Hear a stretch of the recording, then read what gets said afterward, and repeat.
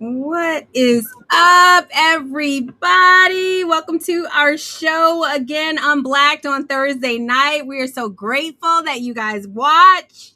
Blanche and I, we got a great show for you. We got a special guest. We do. Um, She? well, his show is Consider Culture. Yes. Right. Consider Culture, the Consider Culture man himself. And I'm going to let you introduce yourself, Chi. But Appreciate it. but before we do that, you guys, thank you so much for watching. If you have not already subscribed to our channel, please do. Unblack on YouTube and on Instagram. Blanche, if you want to give your handles. He is Blanchard on YouTube. He is Blanchard on Instagram. He is Free Blanche on TikTok and Free Blanche on Rumble. Yes, follow me on Red Pill Brown Girl on YouTube. Y'all, I'm thinking about changing my name just to CJ. Blanche be calling me Red Pill Brown Girl, CJ. He be mixed up. I'll say CJ RPG. RPG. Y'all, I'm really red pilled though, Blanche. We were just talking about that offline. I'm like dyed in the wool red pilled. That's why you got to keep the name Red I Pill going. Right. I know I ain't gonna switch it up like Candace Owens did. She did red pill black and then she changed it. She should have stayed that way. Anywho, thank you guys so much for subscribing and watching. Chi Consider Culture is in the building. I wish I had those like sound effects that we can do the clap. Right. Appreciate it. I appreciate y'all having me. Tell us about yourself. Introduce yourself. Yeah, so I've been doing the Considered Culture show since I think about 2015. I had another show before then for Change Movement, and just saw some issues in the Black community that I wanted to address, and a lot of kind of like hoax material that people would post. Back then it was like comedic Egypt stuff that everybody was posting. And then I came back with a Considered Culture after I saw a video about there's no such thing as black on black crime. So I felt like I had to address it, and that's what brought me back. And I've been back, dabbling ever since. Oh my God, where can they find you? Yeah, so I'm at on YouTube as Considered Culture. This is one word, and then on Instagram, it's at consider_culture, and then Facebook is Considered Culture on a page there.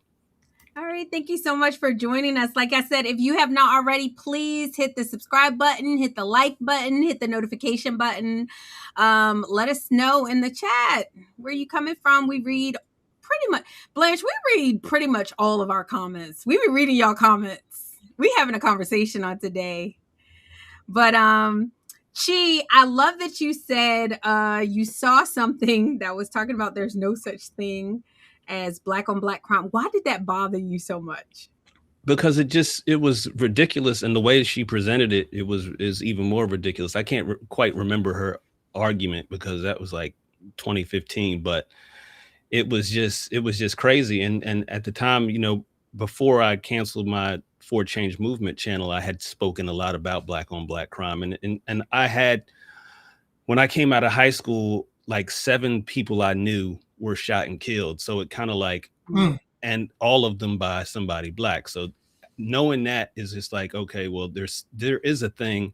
And I think that black on black crime was actually named black on black crime by, I feel like it was like Jesse Jackson, if I'm not mistaken.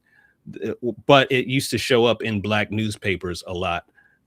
And that's the way we worded it. So to have people then come back and then say, I don't want to use the word black on black crime, or it doesn't exist, it just seemed like, okay, that's not realistic. Black people lie, Blanche. They lie. I'm trying to see where the term came from.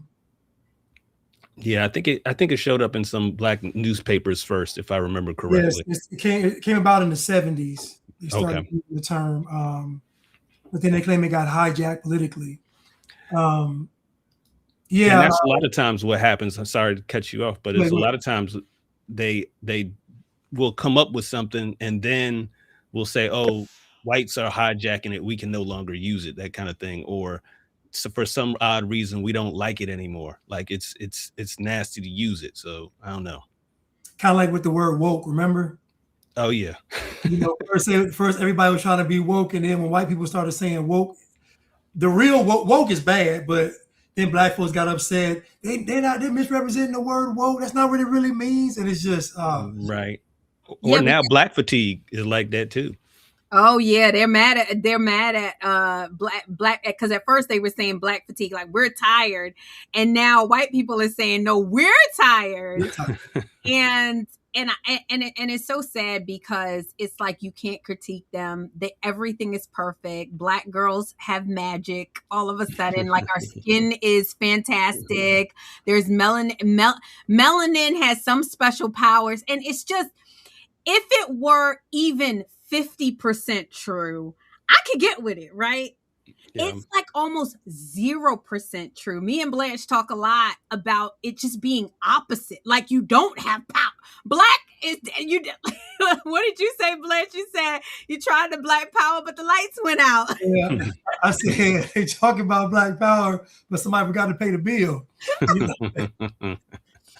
They know. But what's funny is that black people are convinced that unity is going to save them. And I asked them, what race of people is unified? Who? Show me some people are living their lives like people share common ideas and goals in communities, but what race of people is just unified on all fronts? It's a fantasy. It doesn't even exist. Yep. Yeah. I think it's I think it's Chad O. Jackson that says, like, you're not unified because of the color of your skin. Like, that's not unifying. You have shared values, shared goals, shared beliefs.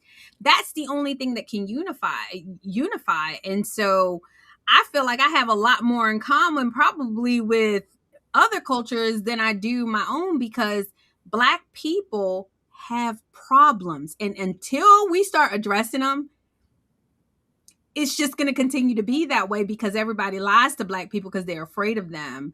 But I love that. Who's that guy, that Harvard professor, Roland Fry? He said, I love these people too much to lie to them. Yeah. And that's kind of my thought. Like, it's like, I'm trying to tell the truth so that people will change. It's like, I always liken it to, like, you know, I've never been an alcoholic, but I know the alcoholic thing is like the first step is to admit you're an alcoholic, right? And so we have to come to some terms with the fact that we have these issues. And what happens is a lot of Black people, they just go into defensive mode or deflective mode, and they will not accept it. And I think a part of it has to do with, you know, this just the psyche. It's just like, it hurts too much to admit that we have these problems. And, you know, so unfortunately, a lot of people, they just feel like they can't do it. What is it? Cognitive dissonance or what's the other one? I forgot the other one. Starts with a C. Delusionality. Cognitive ignorance, you know. Yeah, something like that. You know, you go into a meeting and you mentioned the Alcoholics Anonymous, and you go there and you say, you know, I am Blanchard and I'm a Blackaholic. You know, and you go in there and express you got a problem. I got a problem. Right. You know, that's the first step. But you know what I find is that Black people always say, but white people.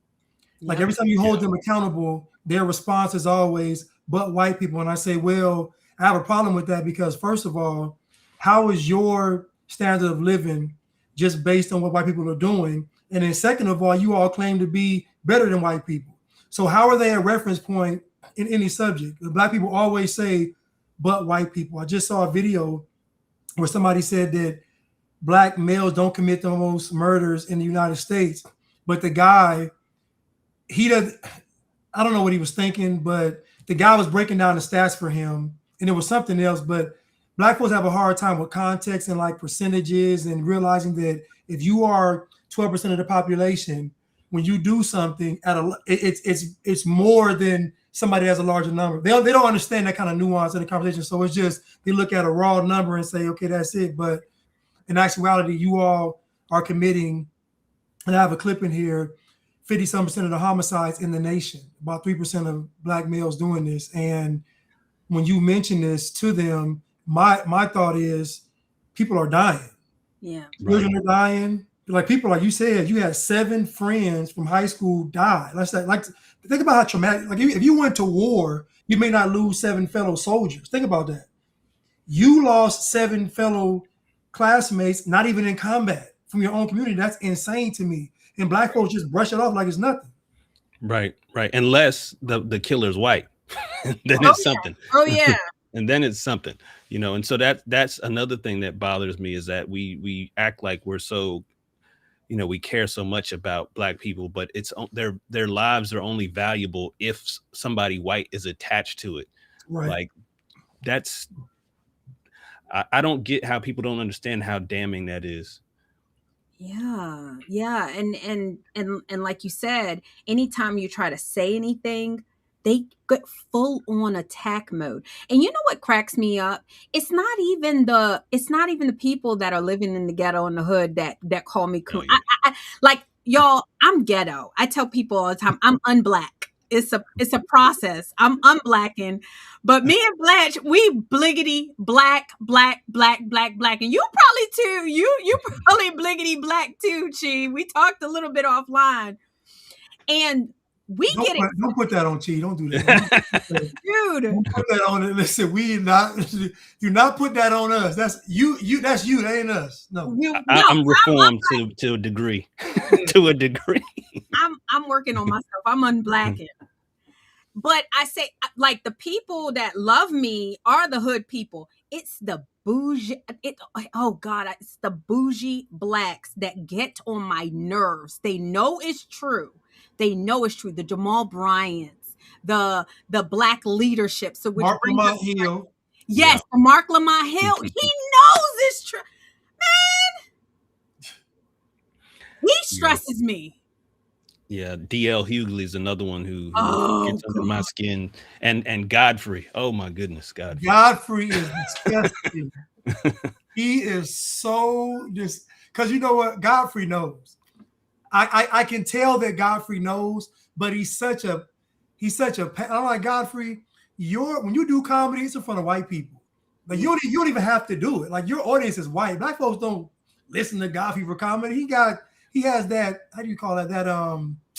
He doesn't do like racial humor. It's like kind of neutral, like like anybody. But he's a panderer though.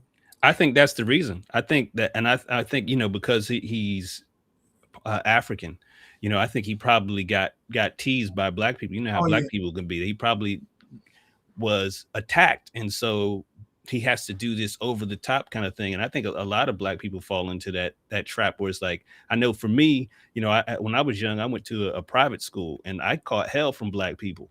So I had to, for me, it was like, okay, I'm going to go out in the hood. I'm hanging out in the projects when I lived in the middle class. And like, I was doing all kinds of extra stuff that I shouldn't have been doing because of how Black people tried to say, well, these are the things that you're supposed to be doing as a Black person. I think we talked a little bit earlier about Black people living in unity. And I think that they try I know people always joke about us being like crabs in a barrel, but it's also, I think that Black people will say, oh, we're not a monolithic group, but they'll also be like, hey, we all need to be doing this. Like, we all eat this sort of food. We all talk this way. And that to me, it was kind of off. And I haven't said this anywhere else, I don't think, but for me, I didn't grow up being raised by my mother's not Black. My mother's Puerto Rican. So my father's Black, but they divorced. So my experience is a lot different. And my mother, she got into a relationship with a white man who owned a business later. And so I lived with them. And so my circumstances were all over the place. I was all over. And both my parents are successful. My mother was an educator and my father was a psychiatrist and is a psychiatrist still. So, in the summertime, I would effectively be in the upper class. When I'm with him, I'm living in the upper class, and I come back with my mom and I'm going to the hood, So it's like, I had this life that I got to see a lot of different things. And I guess that lets me see things a little bit different than a lot of people see it. But So it sounds to me is that you're like, you noticed where you went wrong, where somebody almost made you feel bad for talking white, going to private school, all the things that Black people truly should be aspiring to, because it's the best way to create a better outcome for your children. They criticize. So you're like trying to say, no, right. I've been on both sides, right? Right. And then my parents were successful. They both my parents lived in the projects in New York City, and then they came up out of that, as so many people did in that time. So many people, you think about Bill Cosby, you think about Walter E. Williams, they grew up in the same projects. They came out of those projects and became something. And back in those days, the men were still living in the household, which is the big difference. Mhm. I think I can't remember if it's Walter Williams or Thomas Sowell talks about that, the fact that, you know, even in the projects, you had dual parent households. And then when all of that ended, you have all this, you know, in the 60s, you start seeing this spike in crime, spike in violence. So, you know, it's just an interesting pattern. Yeah. Yeah. Let's read the super chat. Somebody said she is that dude. Thank you so much, True and Dingo. He is that dude. I'm just getting to meet you. So I'm really enjoy it. Blanche, you got a question? What's up, True? Yeah, I hung out with him before. I think he used to be in North Carolina as well. So dope. Yeah, you know, I was gonna say I went to private school as well. But my private school was on MLK. Oh yeah. My private school was smack dead in the hood. Oh yeah. But the school wasn't hood at all. But the school was in the hood. Okay. And I remember, you know, students would go down to, they used to make announcements, you know, don't go down to the liquor store, the corner store, because, you know, kids are getting robbed. You know, they go down there just trying to play video games and getting all their money took, you know, just because, you know, back then, video games was a big thing in the 90s. Oh, yeah. You know, playing video games. And so all the, you call them liquor store, but they're really like convenience stores, kind of like, you know, where they got pig feet on the counter, you know, all that kind of stuff. But they always had pig feet. Pickle pig feet, yeah, pickle eggs, pickle pig feet, all that stuff be on the on the counter. But and they would sell food in there too, like they sell like Chinese food. But video games is a big deal, and the, you know, kids from the school go out there and just, you know, play video games. You know, they, you know, the Asian kids go down there, you know, man, them kids was thinking they was winning a video game. Yeah, right. All your money go, give it up. No. So, but I never got teased for going to private school. I think because all of my private schools were in the. Now that I think about it, they were all like kind of in the. Yeah, were they like mixed or was it majority white or? Okay, so in elementary school it was very mixed. It was very mixed. Middle school, mostly white, but still there was enough. There were like black teachers and stuff. It was kind of mixed, but not as much as my elementary school. High school, you know, black student union, you know, black teachers, but also white, also Hispanic. It's a Catholic schools. We had, you know, like brothers and sisters, you know, nuns on the campus. Oh yeah. You know, my high school used to make a brandy called Christian Brothers brandy. Oh, really? Yeah. Okay. Oh, wow. You probably drank it. I probably did. Where is that? It's in Sacramento. Okay. All right. He's a California guy. No. I grew up in Brooklyn, New York, so I know exactly what you're talking about, Chi. Like they used to give you $1.50s. Like you remember they sliced you right on your. Yep. You know, they'll put the thing in there under the mouth, or under the tongue, or in the cheek. Yep. It was terrible. I mean, like, and they would do it, you guys, over JanSport strings. You remember JanSport strings? Yeah. It was the strings you put on your JanSport, and like that was like the collectibles on the zipper, right? On the zipper. On the like just foolishness that they be out here like fighting. At least like for video games, okay, of course, but JanSport strings, and they would terrorize the city. And we actually talked on our last podcast about President Trump. This is the era where President Trump wrote that article for the Central Park Five. Oh, And yeah. Blanche, you mentioned that that's how you know Chi is he did something on the Central Park Five and how it was just a lie. President Trump was growing up and watching his city decline like because of these terrorists, which was y'all sons and y'all daughters. Yeah. So yeah, and people, they attacked him. They used that to attack him later, but people don't even realize that a few, like I think it was 2 weeks and a day after the Central Park Five incident, there was a black woman who had gotten raped in Brooklyn, matter of fact, and Trump at the time went and visited her, paid her medical bills, and he got in the news and he said it's not about race, it's really about what's going on in our city. And at the time, if I'm not mistaken, the majority of the rape victims in New York City were black and Hispanic anyway. So it was like he's talking about rape, and a lot of black people agreed with him. Like they wanted the Central Park Five gone too. There was a good deal of black people who wanted them, put under the jail. So he was just expressing a lot of the same things about the city. And I don't know if you remember, in New York, there was a guy named what is his name? Bernard Gates. It's a white guy. So he was riding on the train one evening, and I guess a group of guys, I think they had screwdrivers. They tried to rob him with screwdrivers, and he had a pistol. Oh, I saw that. Yeah, so he shot. I think this was right before the Central Park Five, maybe a year or two before the Central Park Five. So he shot him. And matter of fact, one of the Central Park Five was said to have mentioned Bernard Gates during their robberies when they were terrorizing the park that night. So they did rob like 7 people. Ultimately, they attacked. You only hear about the one white woman, but there were 6 others. So one of those 6. He yelled something to the effect of, well, he said, what are you, a vigilante? Is what he asked the guy, because the guy was, kind of saying he would fight him or something like that. He said, what are you, a vigilante? That came from Bernard Gates. Like Bernard Gates was known as the New York vigilante because he took vigilante justice by shooting the kid. So, but a lot of black people, my point was, a lot of black people were like, yeah, I'm glad he shot him.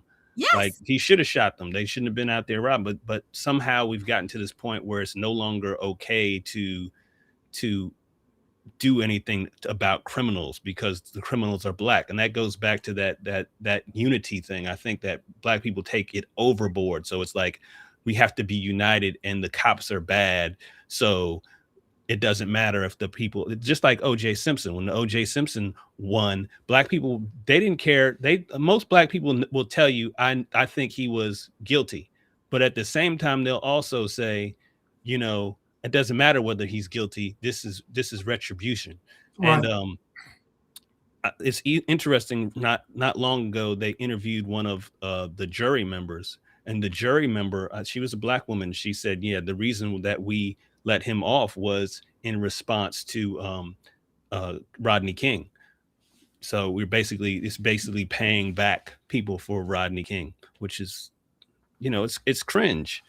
And now you have a bunch of, this is the thing. Now I've been doing this for a long time. I have not seen the kind of backlash that I'm seeing now with all this black fatigue stuff. I don't know if you guys get it, but on my channels, I get responses from a lot of white folks who are angry and saying some pretty much borderline racist things about black people because they're upset. And I think a lot of it started when that white woman was killed on the train in Charlotte here in North Carolina.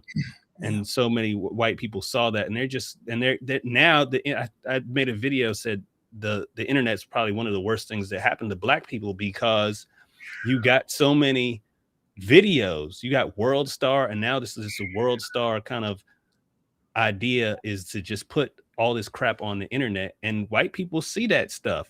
It's like, and then you attack black conservatives when we point it out and say this is wrong, but you don't attack the people who are posting it. It bothers me to no end. Like, you're proud of it. It's crazy. It's crazy. That's Bernard Gates there. Yeah, I think it's pronounced Getz, maybe. Getz, yeah, Bernard Guest. But that's him. When you mentioned his name about the shooting on the train, I remember I saw like a little YouTube documentary on this, but in this clip right here, they're comparing Zimmerman to Guest as like a vigilante type of justice. Oh yeah.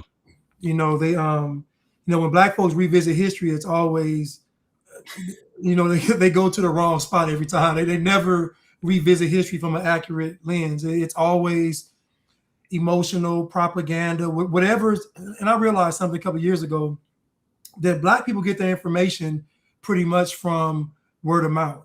Like something to be said in the Black community, and then it's just etched in stone. Like it doesn't matter if you present the truth to them, it's already been passed down for generations. So white people smell like dogs when they get wet. It don't matter what that's just right.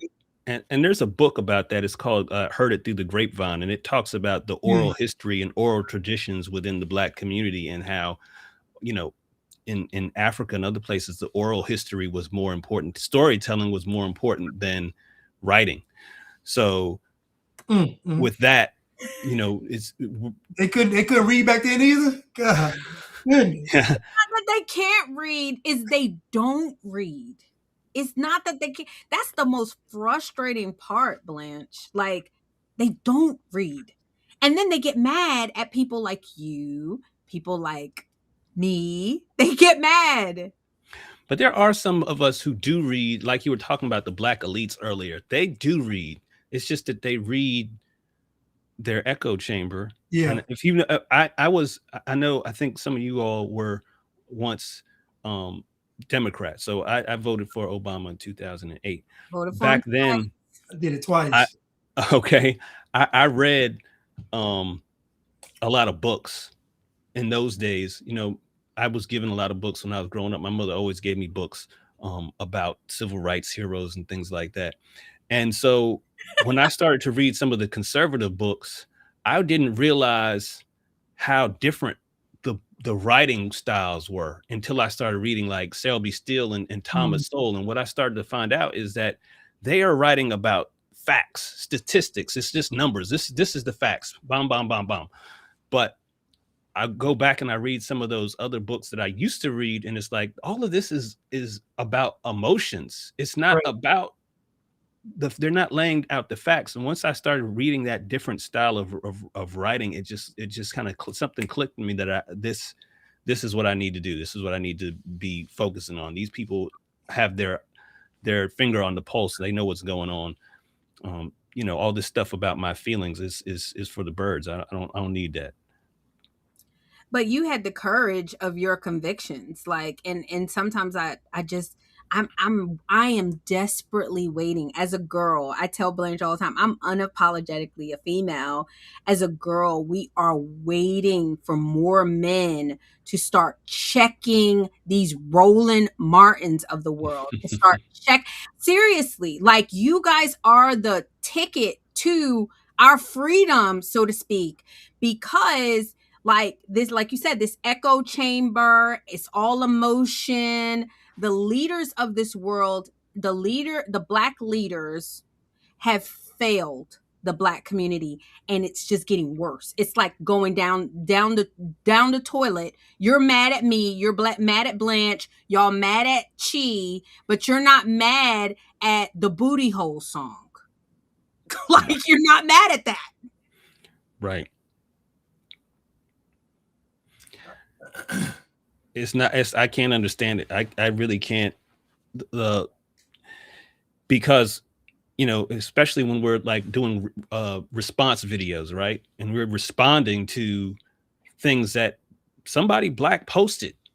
Somebody Black was filming it. Those people that post the original posters, you're not going after them. You're going after the people who are saying that's the wrong thing to be doing. That says a lot, and white people are seeing it. They're seeing what's going on, and they're saying these people have problems. And I said this years back. I said that white people are going to get tired of this. Now, the liberals, I don't know. The liberals, they're funny, but I think the liberals are part of the problem because they kind of pet Black people. Oh, you poor hurt Black people. You go ahead and we understand you want to have a tantrum. Go over there and have a tantrum because I know your feelings are still hurt from hundreds of years ago. So go have your tantrum, tear things up. We'll pay for it. Don't worry. And so it emboldens Black people to continue this type of behavior. And then Black people do the same thing. The Black elites are doing the same kind of thing. It's just kind of like, yeah, well, we have all these problems. So that's why, our underclass is doing that. So you got to leave them alone and let them do what they do. And nobody checks us. And so now you have all this stuff. It's like years and years of unchecked crap piled up on top of crap. And then so now you got the children who, who were raised by, I won't get into all that, but it's just a lot of a pile of stuff packed up high, and we can't say anything about it. It's like we got to stop the process, or it's going to get worse every year, I think. Yeah, and it has gotten progressively worse. And again, somebody mentioned it, J.V. Chanel, that the Black community is a matriarchy. And that's pretty much the problem, that Black women dominate. They dominate the politics, they dominate education, they dominate the church, they dominate the culture. And that's why Black culture has become so LGBTQ, don't forget X, Y, and Z. That's why it's become so intense with that, because Black women are basically the gatekeepers of all of this stuff. And so you have Black men that if a Black man says, you know what, I'm going to put my foot down and I'm going to say what's the truth and what's right, he's automatically labeled. They're going to say you're a Trump. Think about it. They can call you a Trump supporter. Think about a man standing up and telling the truth and being labeled as a Trump supporter, or they may say he's red pill or he hates women. Whatever they say, they're already prepared for people like you and I to even voice an honest opinion. But I do like your approach, because your approach is very calm, very relaxed. And I just picture when you're doing these videos, Black folks just tearing the whole house up, and you're just calmly speaking. They break your stuff. I hate it. Yeah, no adult in the room. Right, you just calmly talking, and it does take courage. And I tell people that in order for this to work, and conservatives are guilty too, because conservatives look for the lowest hanging fruit of a Black person to pull up. Like they'll look for the Black person that can just simply spell their name and walk straight. And they'll be like, "Oh, we got one. Okay, come on stage." And they're part of the problem too, because what happens is like we get overlooked because they don't even see the nuance really among Black people. I think it's just a Black person with some sense is the anomaly. I'm like, there are Black folks that have sense. They may not be vocal, but a lot of Black folks that have sense just avoid it altogether. They won't be vocal about it because they don't want to get ostracized and, like I say, have their job affected, whatever. But people like us will get overlooked for somebody that just came on the scene and just says, these liberals are crazy. And the crowd just goes crazy. I'm like, wait, I said, that's it. That's all it took. But again, to me, this whole machine really can't work unless Black folks are Black. Because the moment Black folks start saying, we don't want this, we're not taking this, the whole system is now you have to actually start having to qualify having a Black person, on your team, not just the fact that they're Black and not crazy. No, this person is Black, and also they have these talking points, these stances, like they actually qualified in what they're saying, not just you patting them on the back. It's the same patting. It's the conservative pat, it's the liberal pat. It's the same patting on the head, both of them going to the low-hanging fruits, never to the actual people that actually care about the community, actually got some sense, not liberal, not woke, not a victim, not going to hold on to I was a slave 400 years ago, none of that. Actually, with sensible talking points, we get overlooked. Yeah, and I think to that point, I think there's also, because so many Blacks are Democrat, I think that we have a tendency on the right to kind of approach them in a way like, oh, the Democrats haven't done anything for you for all these years. Come over here. And then it's like, but when I hear that phrase like that, the thing I'm thinking is now they're just thinking that the Republicans are going to do something for them. And my thought is this may be more of a libertarian take, but I don't think we should be looking to the government to fix any kind of problems that we have. That's something we have to do internally, but within us. You can't be looking for the government to solve it. So if you're looking towards Republicans or Democrats to be the solution, that's not the right way to look at it. I mean, I hate to quote John F. Kennedy, you don't ask not what your country can do for you, but what you can do for your country. You need to start thinking about what we can do as a people for ourselves, and not looking to when is the government needs to do this. And I've been doing a lot of my videos recently have been about the Black Panthers. And as I've been researching the Black Panthers a lot, it's like everything that they were about was about what can we get the government to do for us? Yeah. And it's like, was it really like that? And these are the people that Black people hold these people up on a pedestal. I mean, I have friends who's like, oh yeah, my uncle was in the Panthers, and it's like this big deal. But when you start to research this stuff, like you said, to your point, Blanche, like every time you look at this stuff, it's like it's not what has been said to you over the years. So it's like I spent nights literally crying in tears from finding out stuff is not what, and how do I deal with the fact that this isn't what I thought it was? Like, and then how do I deal with talking to people after? Like, if I go on somebody's show, I can't say the things that I used to say. I know the truth now. Like, I can't. What can I say now? I'm faced getting attacked for. It's difficult. It's difficult. Yeah, it's so funny that you said it, because me and Blanche say it all the time. Like, I cringe when I hear them say, "Well, what they gonna do for us?" Like, we're like just this childlike mentality of Black people is so annoying. They're always looking, oh, well, what can they do? Vote Black because they're our interest. What are your interests? I only want the government to do their job. I don't want President Trump to do anything for me. I don't want a government check. I need them to take care of the roads. Right. I need them. Infrastructure. The bridges are safe. I mean, like, I don't need you to do anything. And so the mindset of, even, I'm telling you, how Pastor Manning said, even if the Negro is an astrophysicist, he got problems. The mind of the Black man is always, gimme, gimme, gimme. What can you do for me? And then you wonder why Black women can't respect you. I mean, like, how can you respect the person who is hopeless? And Blanche, you did a video about it the other day, and I loved it. And was like, how do you expect Black women to look to a person who literally says, "I'm sorry, I can't do anything. I mean, they holding me down." And I mean, like, what am I supposed to do? I'm inferior. Yeah. I mean, I have friends who I have the same. I'm sure you guys have the same thing. It's like your friends are constantly sending you stuff. Well, look, here's something white people do the same thing. Here's this video, white people fighting. What do you think of that? It's like I be like, beautiful. I love it. Good. Finally, they're doing something. Right. I don't even engage when they do that, because I'm just like, I don't care about white people. I really, and I don't mean that in a bad way. I just, like, white people are white people. I love white people. I love Black people. I love Americans. I don't even see color. You remember the people used to get mad when you say you don't see color, but I truly don't see color, because I realize that neither does God. He does not. We're all his children. We're all made in his image and his likeness. I know Black folks think that it's just them, but he made white people too.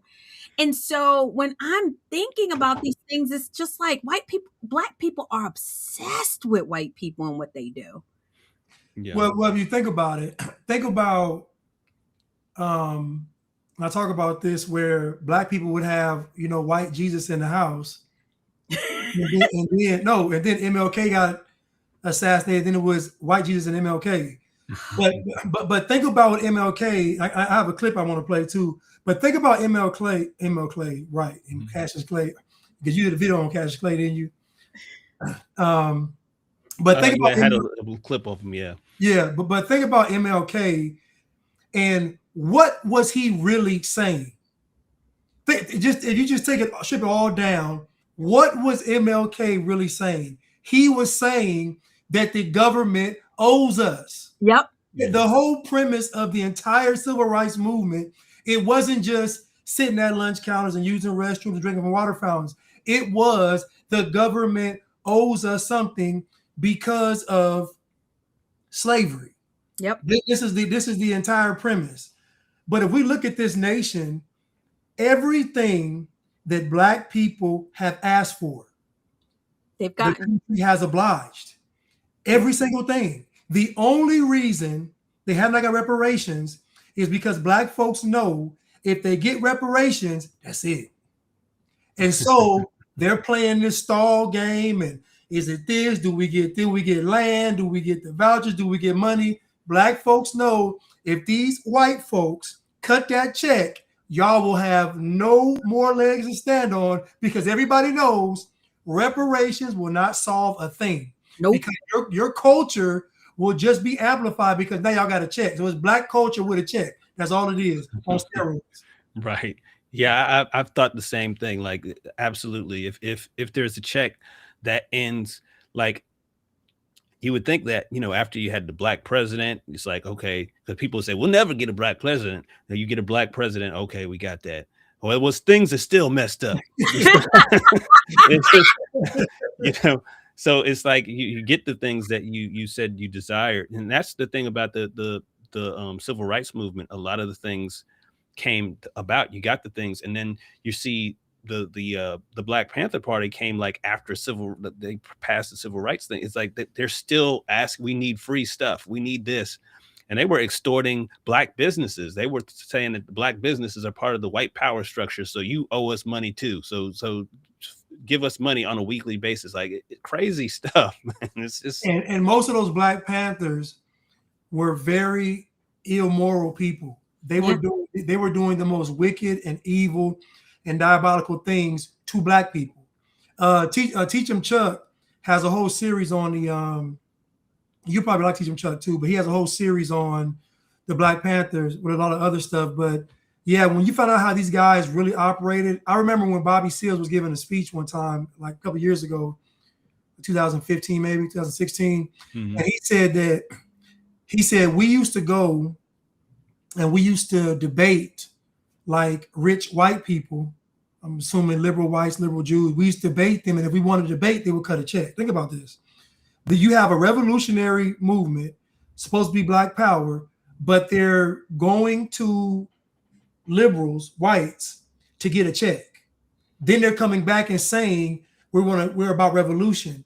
And when he said it, nobody even batted an eye. I was like, so you're telling me that this Black Panther Party movement was funded by liberal whites? It wasn't funded by actual Black people? Then you look at how they had ties to China and communism. It's just, again, it's just so bad that the history that we got was just so egregiously false. Like, it was just such a lie. Like, it's just a lie. And then you, like you say, you find out, you like, wait a minute, none of this is true. I felt like Neo, I call it the Blatrix, but I felt like Neo in the Matrix when you actually take this pill and you start to see, well, wait a minute, none of this stuff is real. Like, all of our leaders, even Marcus, they love Marcus Garvey. I'm like, Marcus Garvey's meeting with eugenicists. I was like, Marcus Garvey wasn't no. Anyway, he wasn't even American. I haven't gone down the Marcus Garvey route yet. Listen, Marcus, you can pick anybody. We can play spin the wheel. We can do the blind, and you can pick any of these leaders, and you peel behind that curtain, and they are not just bad; they're horrible. Yeah. It's so sad that you said that, Blanche, because I can't think of a single person that is accepted by Black people and is not dishonest. Even Roland Fryer. So Roland Fryer was a Harvard professor that did the whole study on Blacks and police brutality. And mind you, Roland Fryer is a Negro. Like he one of us, what we used to be. Okay, and he wanted to do the study because he wanted to prove that Blacks were being over policed. Right. The study was done, and he found out that we weren't being over policed. Actually, police were hesitant to arrest us. He didn't believe it, so he did it again. He fired all those interns that did the first study, and he's like, no. Let me do a whole new set of interns to make sure what I'm saying is correct. Black folks were under policed. They literally attacked him. They went. He got suspended from his Harvard job. They made sure he was never like. He had to get security. And they told him, they were like, you don't want to come out with this because it's going to end your career. I don't even know where Roland Fryer is. He's amazing, but he still wants to be black. I saw him at Popeyes. He's working at Popeyes. He still wants to be black. Roland Fryer, we are appealing to you right now. Just go ahead and unblack yourself. They're never going to accept you unless you lie. And I quote him all the time to say, I love these people too much to lie to them. Yeah. It's difficult. It's certainly difficult. Hold on. He said, and he when he was talking, he said, now think about this report that he came up with, this study. It took a year and then another year. So it took 2 years for the study. He said he presented it to them and he said they responded in 5 minutes and said, no. You can't do this. Think about that. We're talking about hundreds of pages. They responded in 5 minutes and said, no. He said, how did you read it in 5 minutes? They were like, no. No. Yeah. So what RPG is saying is true in that Black people actually, and I found this out the hard way. There was these Trump tweets back in 2020. And I said to myself, there's no way. I wasn't even a Trump supporter, none of that. I was still Black. I was still pro-Black. I was all that. Mm-hmm. I said, there's no way this man is tweeting this stuff. I said, it's impossible. He can't be this crazy and be president. So I said, let me go to his actual Twitter account. Duh. I went to his account and I said, wait a minute. I said, all these tweets are fake. So then I'm thinking, oh, okay, well, Black folks don't know. So I go back to Facebook. Bad idea. So I'm like, listen, y'all, these tweets are lies. It's fake. It's not real. Here go the real tweets. He got his head knocked off. Man, what I tell you, Black people was going, we don't care if it's fake.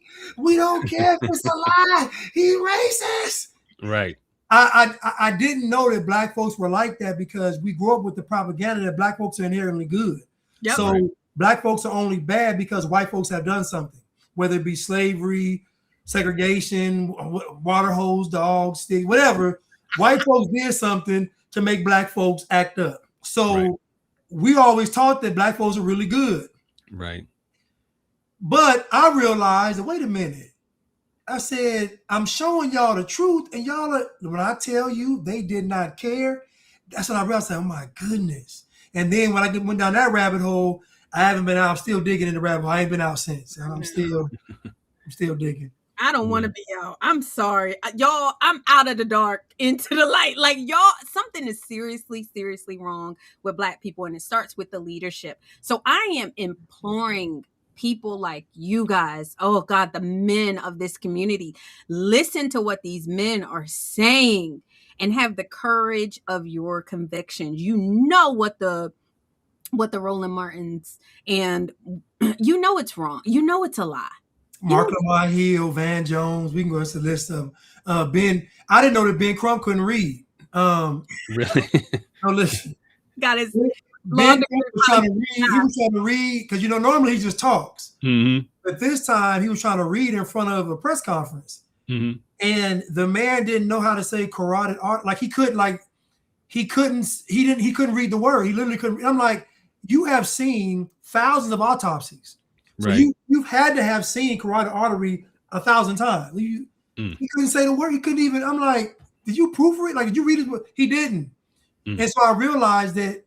To get even deeper, they're giving these folks degrees. Oh yeah. These people are they're not actually earning, they're giving these people degrees because there's no way this man can't read and he's an attorney. I just don't believe it. Like, and somebody mentioned today, somebody said that they looked at the graduation rate of one of these colleges, and they were like, students can't read in college. Like it's bad. Like they're literally just getting a degree in college and moving on and coming out to the workforce. Yeah, well, they're doing that from K through college now, from kindergarten to college at this point. But I used to work. I worked at a university for probably almost a decade, and I know that there were administrators, vice chancellors, and that could not read. And I know this because their secretaries worked. They were friends of mine for years and years and years, and so they would say, "Yeah, I got to do all their emails. I got to answer every email because they can't read." I was like, "Well, how did they have a PhD to get in that position? How do you even get in that position?" I have no clue, but there are people who are like that and that are high up, and I don't have any. I think a lot of it has to do with. I hate to say this. There's probably some Greeks here listening somewhere, but I think some of it has to do with the Greek affiliations because a lot of these people are Greeks, and I just don't. I can't see how else they're getting up into these high places. Weak white people. White people have allowed immigrants and have allowed the Bliggitties to destroy the civilization that they built. And they think that they're being good, that they've washed their sin of racism or slavery or whatever. It's slavery. By letting the low IQ people step up to the plate. I don't understand it. And like we said in the last video, Blanche, it'd be different if it was only 10 years. If you gave them 10 years and you said, okay, let's see how the low IQ people and the women do with running the country. And then 10 years, you see a decline. You say, okay, we gave you 10 years. Let's take it back. Thank you, because you're not doing a good job. It has been 70 years. And I still see, every time I see a female running for office, it's cringe, Chi. Women are not equipped. Why are strong men not running the country? Like a city like Chicago, we got a Republican female Black chick, and her husband is a police officer. And I just want to take him and her, and I want to say, whoop, sir, you need to be running. Why is she? I like her. She's cute. Shout out to her. Nothing wrong with her. But sis, you got 4 kids. Go do that and let the men run the city. Amen. Right. 4 kids. Yeah. Little kids. Y'all know who I'm talking about. Little kids. Ooh. Look up the Republican candidate. She's a Black chick. I don't even want to say her name. Sweet as a button. I like her. But I told her, she keep doing, y'all, I don't want to disparage the girl, but I got to say it. I'm going to just say it. Y'all, I'm just say it. And I don't care if y'all tag her in this.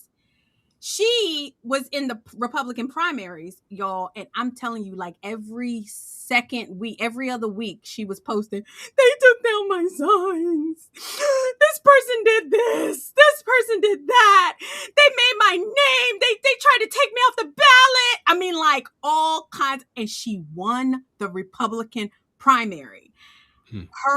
She is a young, beautiful Black chick with these small kids.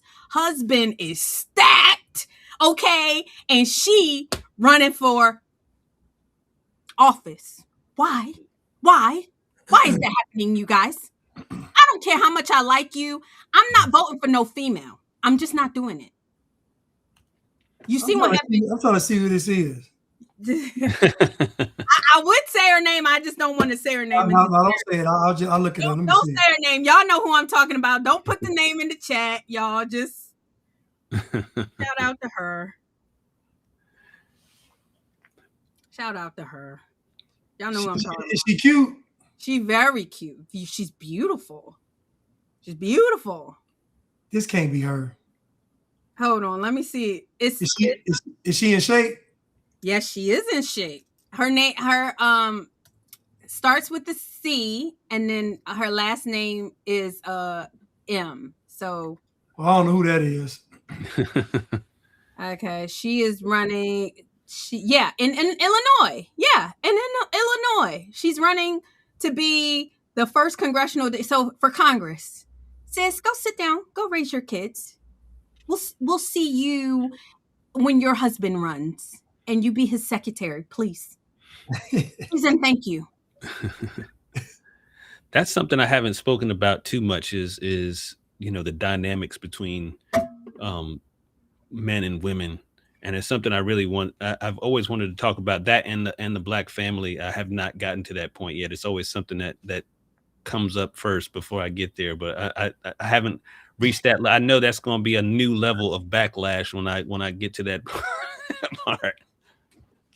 I know. Somebody said, Crystal, respectfully, now that we're on the topic of gender, we need a female only show and a male only show. Did you just tell me I need to shut up?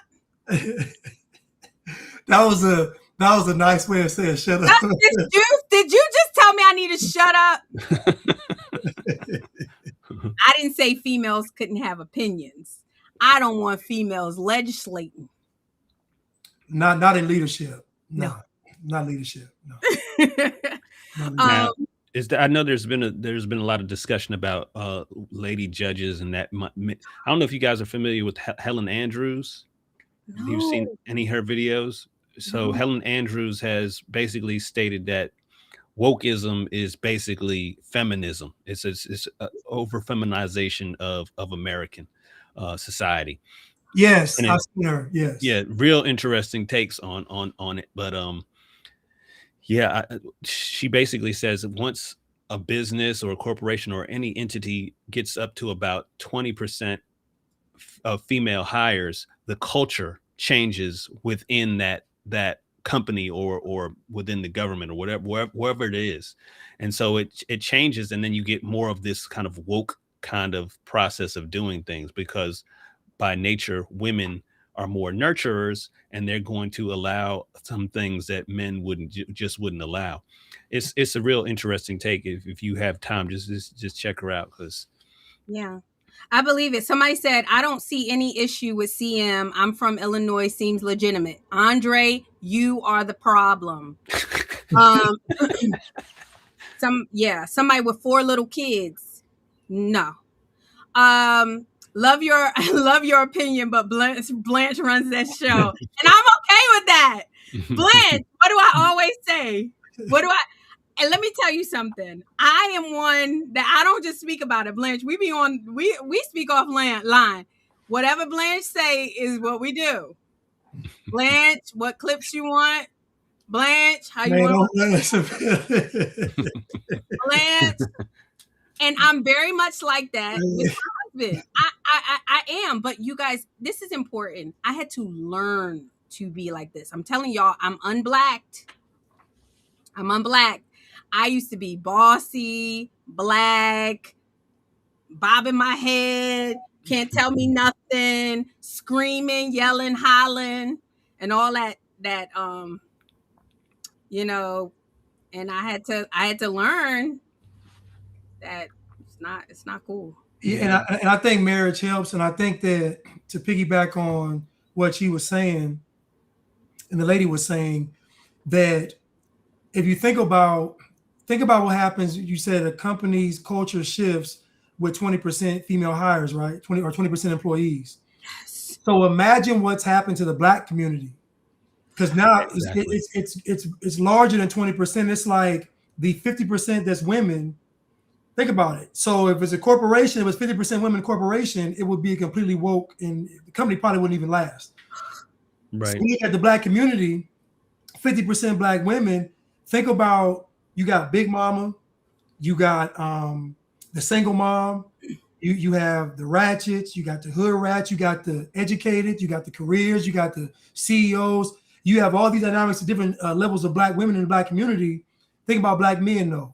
You have the deadbeat dad, you have the criminal, and what else? You got the gay guy. Weak. Yeah. So those are the main 3 Black archetypes in the Black community, and then women have other ones. So you see that the culture has shifted. And I agree with the woman. I'm listening to what she said, but yeah, when women are given this kind of power, this is what happens. And so the Black community, guys like you and I are like, I don't want to say dinosaurs because we're kind of like, I guess maybe dinosaurs in a sense, but we're either dinosaurs or something that they haven't heard before.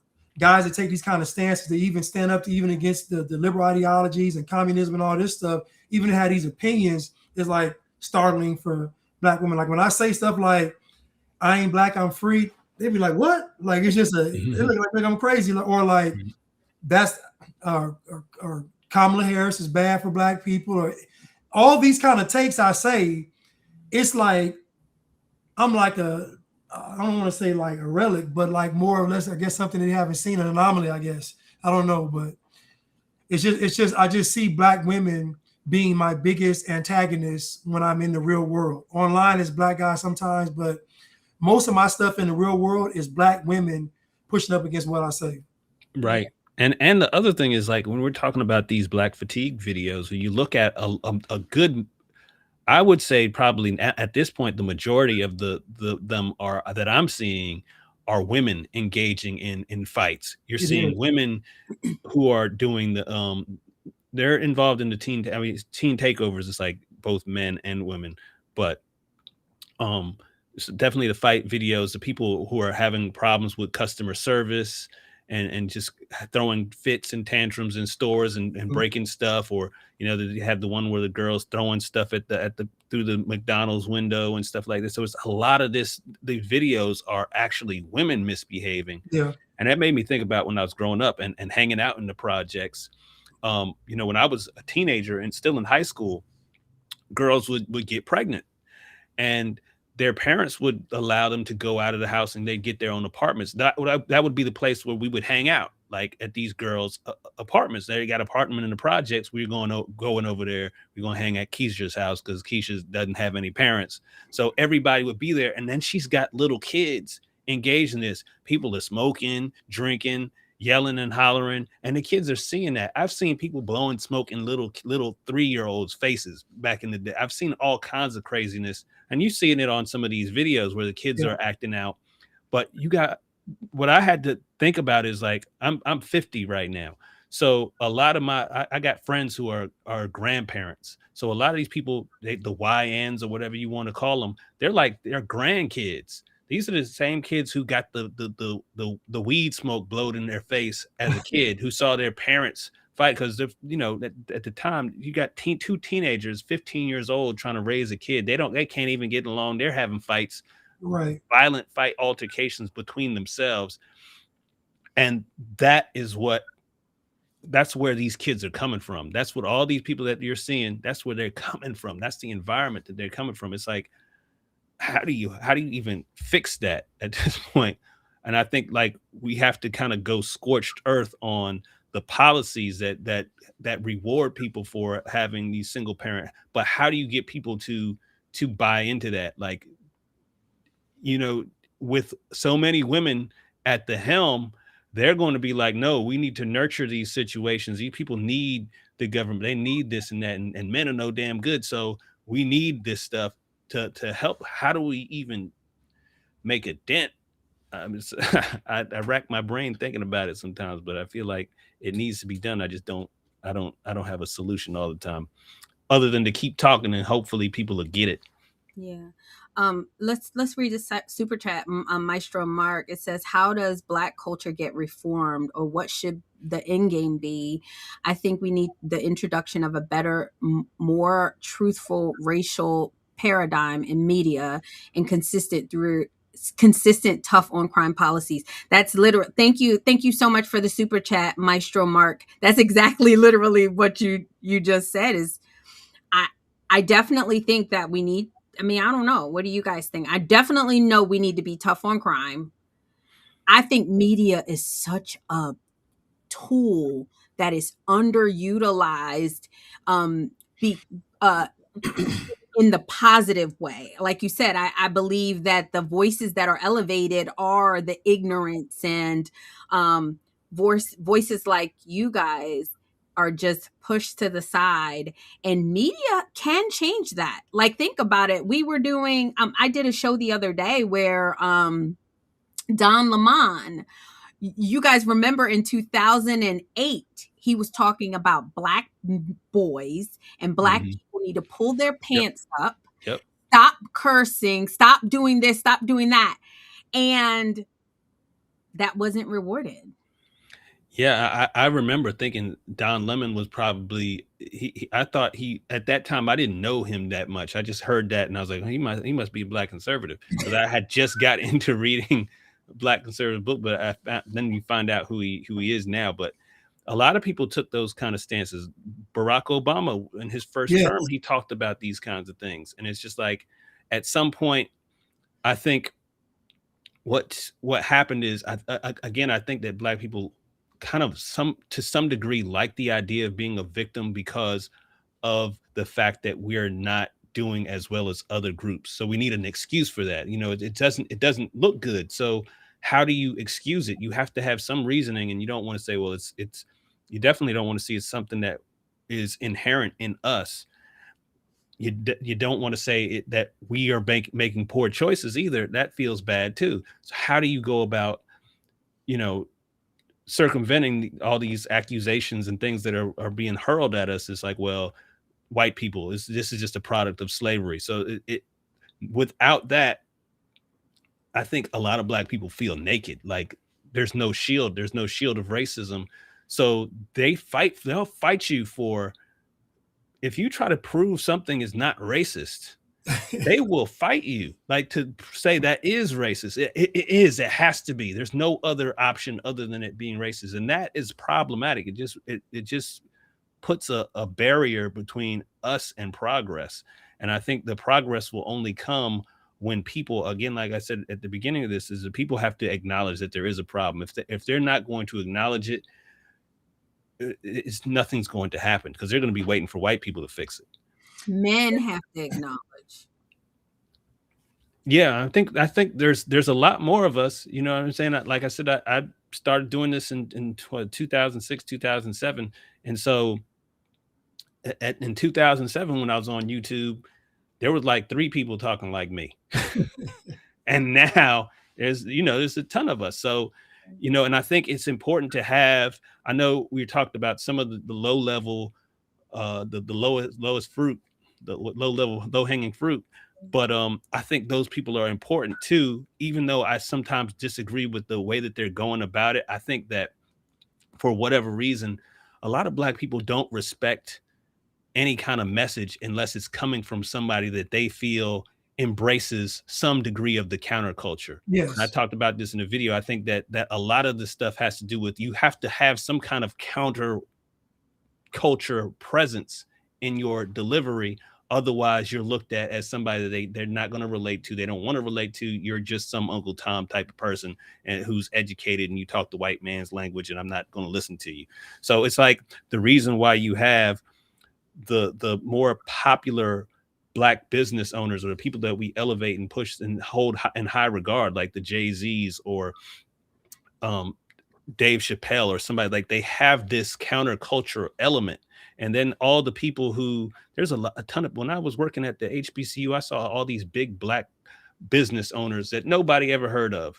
But, you know, when you start talking to them, they speak the King's English. They're very serious. They're not on any BS. And so a lot of black people just don't respect them. So you need those kinds of voices that are kind of like how would I say this? It's like how people said marijuana was the drug that Gateway.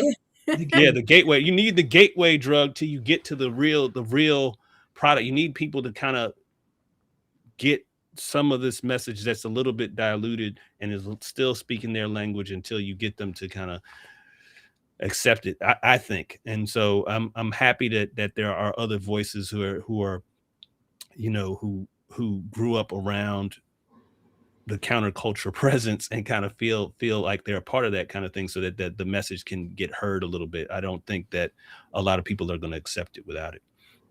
And I agree. And that's what I talk about when it comes to being black. So the problem is that the Black identity is not really about skin color. It's really more about an ideology. And so when we talk about being, what does it mean to be Black? If you take away slavery, if you take away racism, if you take away Jim Crow, segregation, if you take this stuff away, there's no Black. Black only exists as a counter to white. So think about Black folks even call it the struggle. So unless you're a part of the struggle, you're not even Black. And we know this because if you have a different opinion than is shared with most Black people, they take your Blackness from you. They'll call you Uncle Tom. They'll call you sellout. They'll call you coon. They'll call you bootlicker. So again, it's beyond skin color. And the problem is that victim mentality at some point stops the message, because there's going to come a point where you got to say, you know what, no excuse, we got to go ahead and put this plow into the field. We got to work. Like, it, you know, you got to, and you won't ever get there because there's always this anchor that says it's white people's fault. That's why I say on some of these points, people come in, they'll say, even conservatives do it. Listen, we know America's racist. No. Once you say that, it's over. You are not going to be able to, because that means you got to bring up slavery, reparations, and this. Like it's so much. That's why, to me, I agree with you. There needs to be build up voices to go from, you know, get you from point A to point B and then all the way to Z. But I guess we can make this like it's martial arts. When you get to the higher levels, you start getting to the kung fu masters, and you got to have some folks that are not making this about race. Yeah. And I don't believe that Black folks are inherently slow. They're inherently immoral. I don't believe it. Well, see, I don't believe that. I believe that Black people have a character problem because they've been given an excuse. Think about this now. Think about a people that their culture says that it's not their fault. So that means even the woman in the OJ trial, the former juror, think about how bold you have to be to get on camera and say, yeah, it was for revenge for what they did to Black folks. Like, and guess what? No death threats. No, America's racist, right? She didn't get any death threats. She didn't get any backlash. She didn't lose her job. Like, nothing happened to this woman. And she literally said, we thought he was guilty. We had to get back at white folks. And right. So what I'm saying is that even the conservative Blacks, when they talk, the talking points are even from a person that is Black. Not, you know what I'm saying? So it's just like, we can't ever get anywhere because, in my opinion, it's like a tug and it's a pull. It's like you say one thing, an example, Charleston White. Charleston White will say some great things. I'm talking about phenomenal things. And then he'll erase all of it by talking about something. Like, it's just like, dude, but I get it, because he knows if I just stay on one side, they're not going to accept me. Like, he knows this. I'm on one side, right? But I catch hell on being on that one side. Like, you know, people got to warm up to me. And like what RPG said was right. The folks I get pushback from are not people that are in the hood. Like, people in the hood, hood people love me. They agree. They actually love what stuff I say. It's the educated Black folks. It's the fat folks that got a little money. It's the Black folks that are above that kind of fray. Those Black people, the ones that can actually make something shake out here, the ones that have these positions in politics, the ones that like in these city positions, those are the Black folks that have a problem with what I say. Not the hood people. And honestly, not even rich Black folks. Not even wealthy Black people do. It's that upper middle class Black person, that Black person. And to me, they're the ones that cause the most damage, because they're not too far removed from the hood, and they're far, but not that far away from those more elite circles. And so to me, they cause the most damage. Yeah, absolutely. It's the lukewarm. Like, and I mean, even, you know, if you want to take it biblically, like, it's just, it's disgusting. So Blanche and I, like, we're so far, like, we on Black. We don't even claim y'all. We love y'all. But and you have to do that because they don't take you seriously. Like Blanche said, anytime I hear a conservative person like talk about racism, and you're out, you're not conservative. America is the least racist place. You want to see a racist place? My girlfriend, they have a hotel over in the Philippines, and when they are hiring for people who to work the hotel, they say you can't be too black and you can't be too fat. On the She showed me the advertisement. Okay. That's a fact. That's verifiable. So when you say those types of things, or you say, well, black people inherently are conservative. No, they're not. There's nothing conservative about black people. I'm unblack. We don't eat conservatively. We don't spend conservatively. We don't live conservatively. There is nothing inherently. So I believe something is seriously wrong. Chi, you might disagree. Blanche disagrees.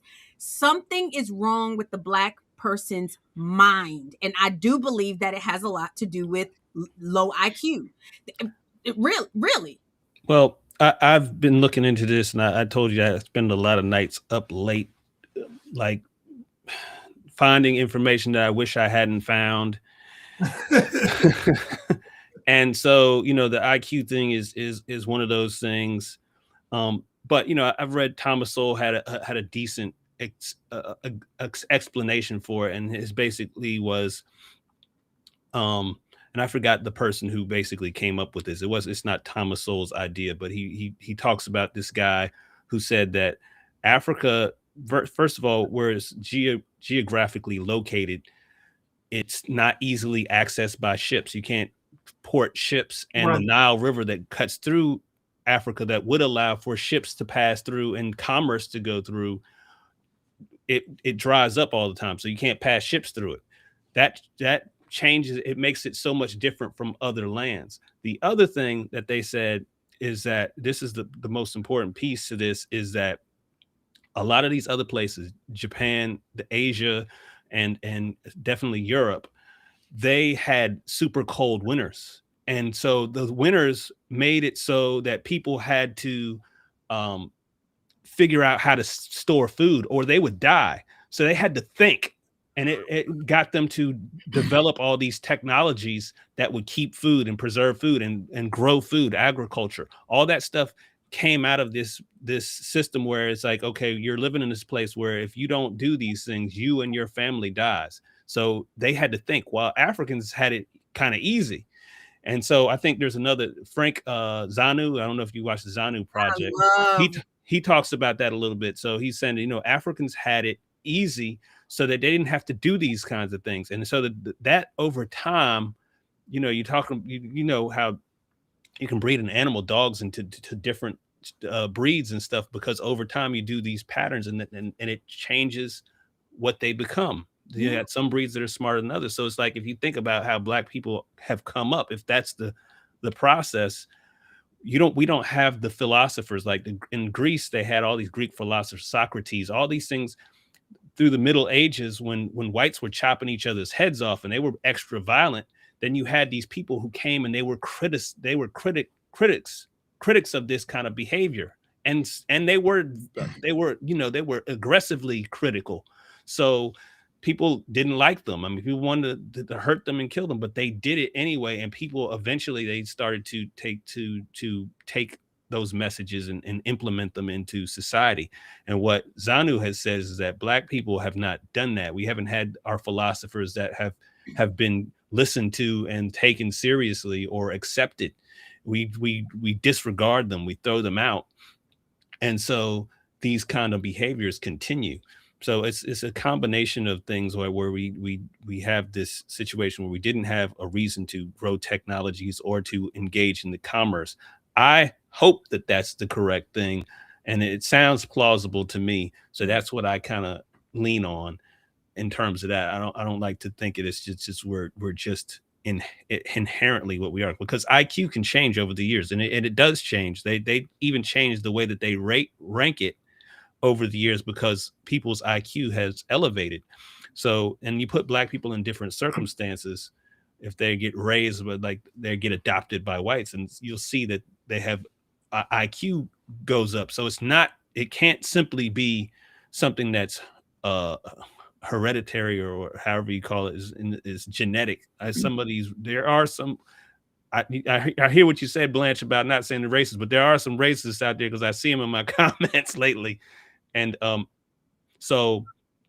and somebody posted something about that today, and I was like, okay, this is stupid. I gotta address this. I wanted to delete the comment, but I was like, no, I'm not going to delete it. I'm going to actually respond to it.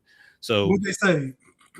Just that, it's a genetic thing. It's a you guys are just inherently like this. And it's like, okay, if we're inherently like this, explain why there's people like me who are talking against this kind of stuff. It's like, why are you coming to my video and saying, and that's the thing I think that blacks don't like about us, right? Is that we're saying these things that they think are white supremacist talking points, right? You hear that phrase said a lot. Yeah. And I think that their fear is that white supremacists will use that and use what we're saying and use it to harm us. But I'm telling them it's not what we're saying. It's what these people are doing. And some of them are you're it's what you're doing.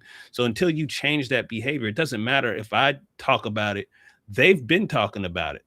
And, I used to go on Stormfront and all these racist sites to see what they were talking about. And I've been trying to figure out racism with all this stuff that I've been researching as of lately. If you look at my posts, a lot of it is about what white people thought of the things we were doing, what they thought about the protests, what they thought about the marches. White people did not like the marches when you're basically trying to force them to do something they don't want to do. And they had a lot of fear because we still had violence in our community back then. And we had some things that weren't, on the level. So they were rightfully concerned. I would have been concerned. And I likened it to when, and here in North Carolina, when Mexicans started to come here and people from Honduras, South America, when they started to come here, what happened was black people started to get very angry about it. And just imagine if those Mexicans had started marching through the hood saying, we want to be able to live here. We're people, black people that lost their minds. Right. So it's like, you got to think about it. You got to put yourself in somebody else's shoes and think about what they would be thinking. You can't just be thinking about you all the time. And I think that's kind of the problem with a lot of us. We're selfish in that way. We're not thinking about how other people would think about it. And I kind of want to piggyback on what he said. So just from my observation, I realized, I said, okay, I looked at Europe, I looked at Africa, and I realized that the closer you get to the equator, the easier life is. And so let's say white people for this term, white people were forced because of where they lived, terrain, climate, all these things, harder to grow food, all these things forced them to be industrious. They had to be open to new ideas. They had to be like, they formed a culture around survival, which most people do. They form a culture around surviving, and their culture is surviving around the harshest conditions.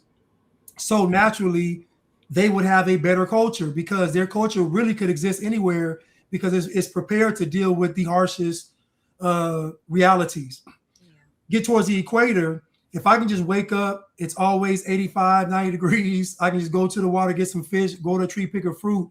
There's not really any incentive to better anything because life is easy. So to me, I looked at it as more of a cultural thing than an IQ thing.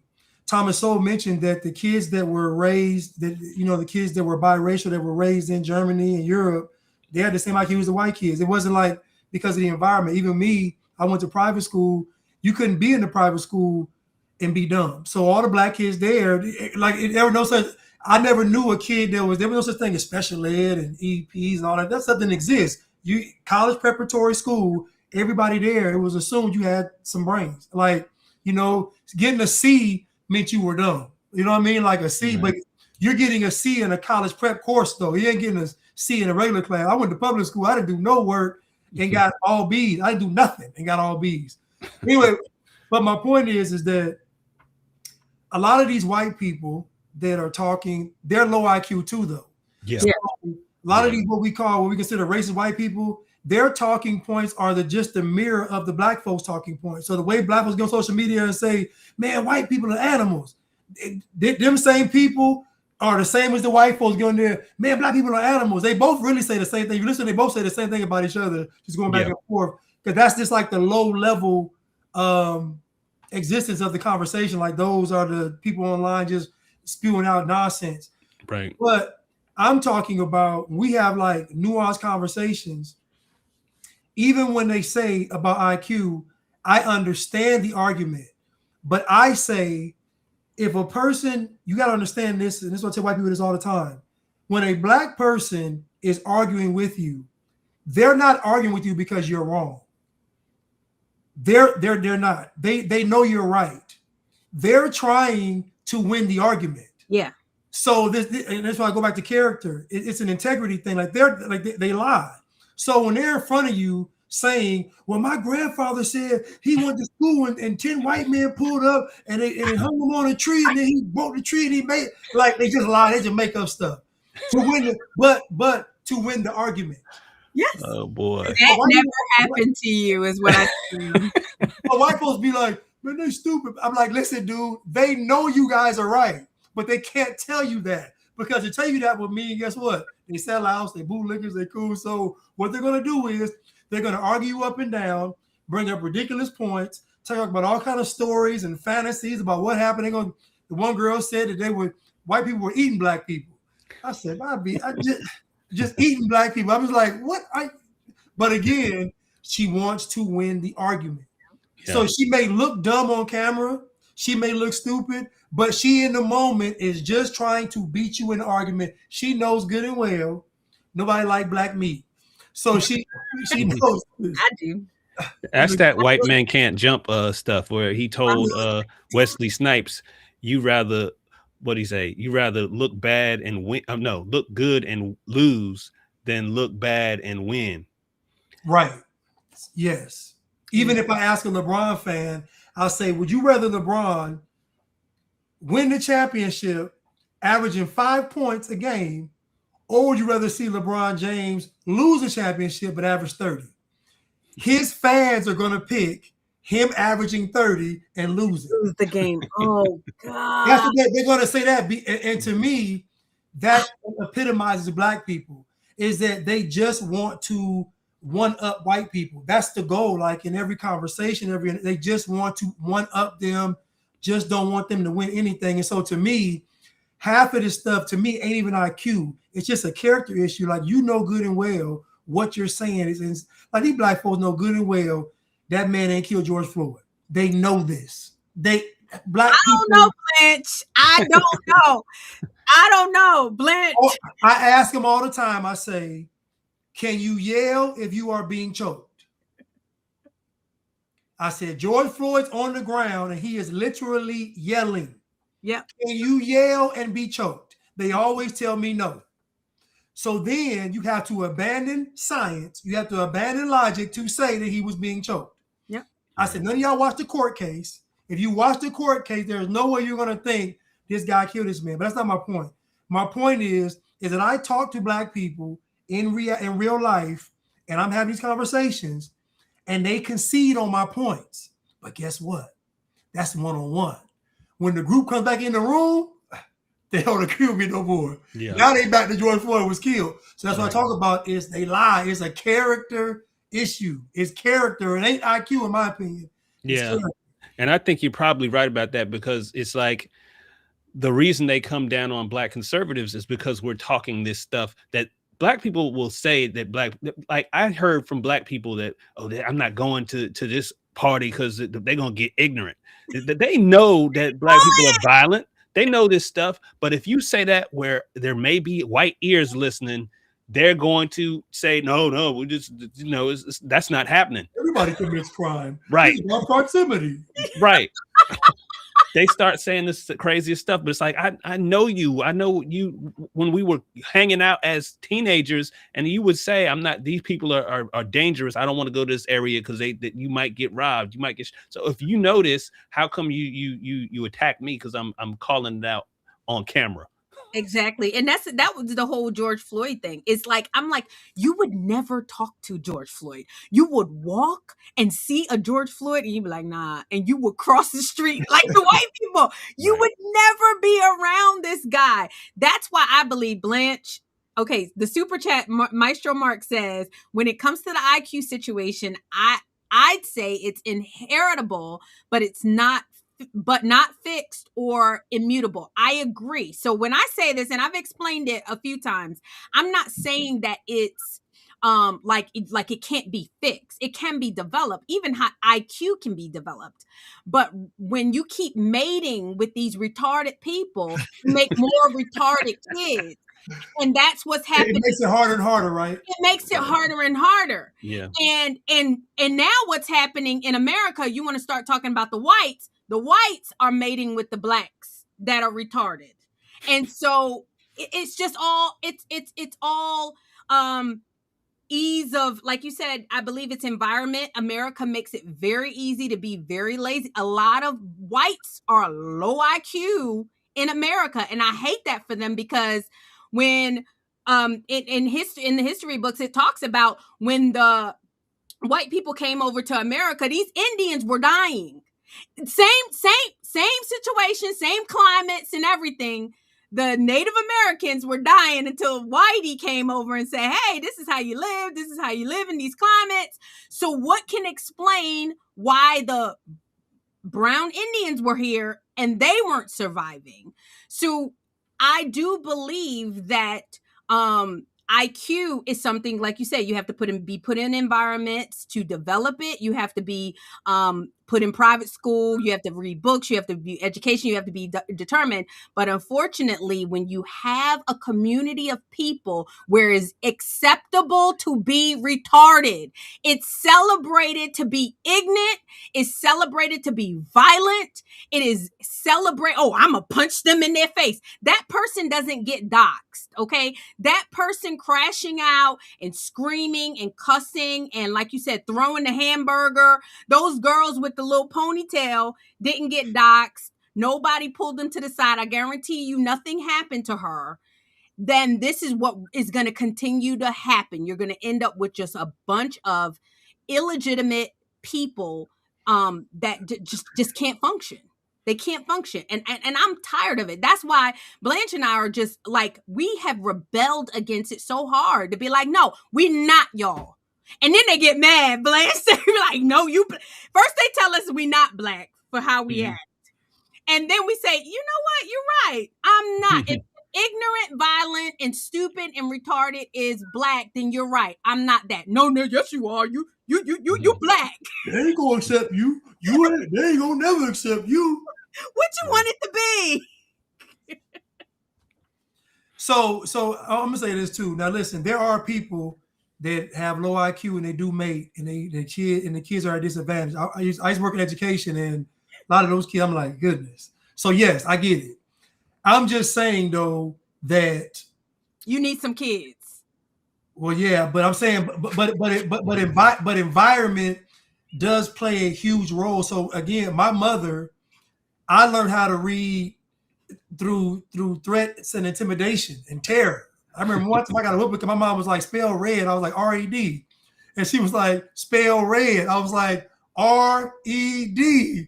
She was like, if you don't spell red, I'm about to come in there. I was like, R-E-D. But she was saying red as in I read the book. So she thought, anyway, I learned under duress. But my point is that my mother did not play about education to the point where I was going to private school. So there was no, if I probably could have had a low IQ. I don't know, but she wasn't finna hear it. So it would have been an excuse. I probably could have been retarded. My mom was like, well, you can be retarded in this house. you gonna learn today. Right. So my mom did not play about, let me tell y'all a story real quick. I remember one time I just studied for a history test. And at the end of the test, I wrote a note. I said, please, I said, please don't grade me too harshly. I wasn't able to study. I had practice, basketball practice.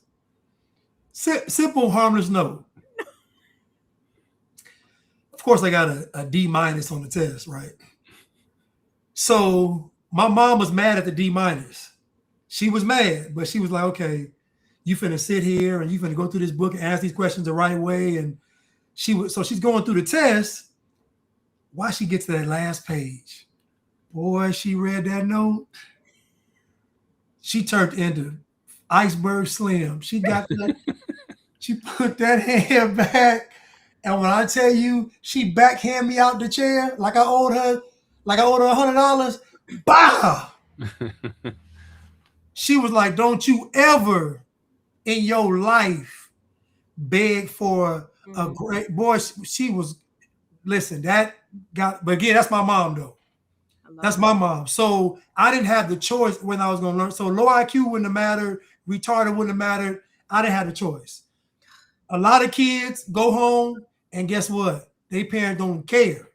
So imagine a child, you mentioned it earlier, getting passed from K through 12th grade and even through college. Imagine a child going through life. The parents don't really care. Teachers don't care. Administrators don't care. So what is the incentive for, and they keep getting pushed through. So what's the incentive to actually learn or actually want to have a higher IQ or actually want to achieve something scholastically or academically? What's the incentive? And so to me, what RB just mentioned, the culture, on top of all of that, the culture takes you and says, you know what? Because you're Black, you're already there. You're already smart. You're already gifted. Remember, they say Black and gifted. Think about it. So Black excellence. Black excellence. T-shirt. Melanin. Magic melanin. The ether, the cosmos, your third eye, all of this stuff. And guess what? But you can't read. You done built the pyramids. You done did ancient Kemet. You done taught the whites how to bathe. No, they love saying that. You taught them math. You did all of this stuff. Y'all was at the height of greatness. You conquered the world. You ruled for centuries. But your children can't read and write and do math on grade level. How does that make sense? It don't even make sense. And it'll bother you. It doesn't bother you. There's no outrage. There's no outrage. All y'all do is sit. You walk down your streets. The men are sitting, literally doing nothing. And it doesn't make you mad. Matter of fact, I won't even say they're not doing nothing. They're pissing on your stoops. And it doesn't make you mad. But what we're saying makes you mad. You want to fight us. Yeah, and you said that your mother made you do your work. You grew up with both of your parents? No, my dad left. You know, I grew up with my parents. You know, I did. I would have mentioned my dad, but okay, no, because I only asked you that because you know my parents broke up when I was about 4. They divorced. So, okay. But my mother was an educator, and she was kind of the same way. Not as on me as your mother, because I was messing up a lot when I was young. So she didn't get on me as much, but she did like make sure that I was reading. I was always reading above grade level and stuff like that. But the reason kind of why I asked that question, and I just kind of forgot why I asked that question, but because I read something about moms being the ones who usually are the ones who teach children how to read. They're the ones, even if you have both parents there, it's always the mom who is there. And I just kind of wanted to get an idea about that. But I think a lot of the women are checking out from that duty these days. Oh yeah. And so kids are going home and the mother's not even, like you said, they don't care. But the other thing is that I have 2 kids, 2 boys, and my oldest, I think he was probably in about 5th or 6th grade when they stopped giving homework. And now my youngest son, he doesn't get homework either. So in elementary school? No, he's almost in high school. He's in junior high school at this point. So and my oldest son they were not giving out homework. Their excuse was the kids at the bottom of the class weren't doing the homework. They didn't think it was fair to grade and those kids would be left behind. Basically, Are you serious? yeah. So a lot of this stuff is all classwork. The only homework that my youngest son brings home now is work that he does not complete in class. So having the opportunity to even see how he's doing is difficult. They have all these programs you can get on the computer and you can kind of see the grade, but you don't. Just everything is backwards. The education system is all crazy right now. So that's another issue that it'd take a whole nother show to talk about all the crap that goes on there. But I mean, it's the mothers putting a priority on work rather than helping their kids is a big deal for Blacks. And I think that's one of the main reasons why we're not seeing a lot of Black kids be as successful in school, because a lot of Black women are raising kids alone, so they're working 2 jobs. There's no time for them to check homework, and even if they wanted to check them, and a lot of them have a poor attitude anyway, so they're not going to have the emotional discipline to deal with the kid. It's difficult to deal with the kid who's struggling with math, and you don't even know you got to figure out how to do the math to show them how to do it. I mean, it's difficult. So and a culture who hates children. I mean, serious. Like literally, Blanche and I did a show, and this is Black and white, like where white people are celebrating not having any kids, dual income, no kids, dinks. Yeah. And so American culture, it's an attack on children. And so Black people, especially women, they kind of absorb whatever the culture is, and the culture that's being celebrated is the oh girl, you got your degree, you got your doctorates, but you're an elementary school teacher. Okay, what like but that's celebrated. Go ahead, doctor.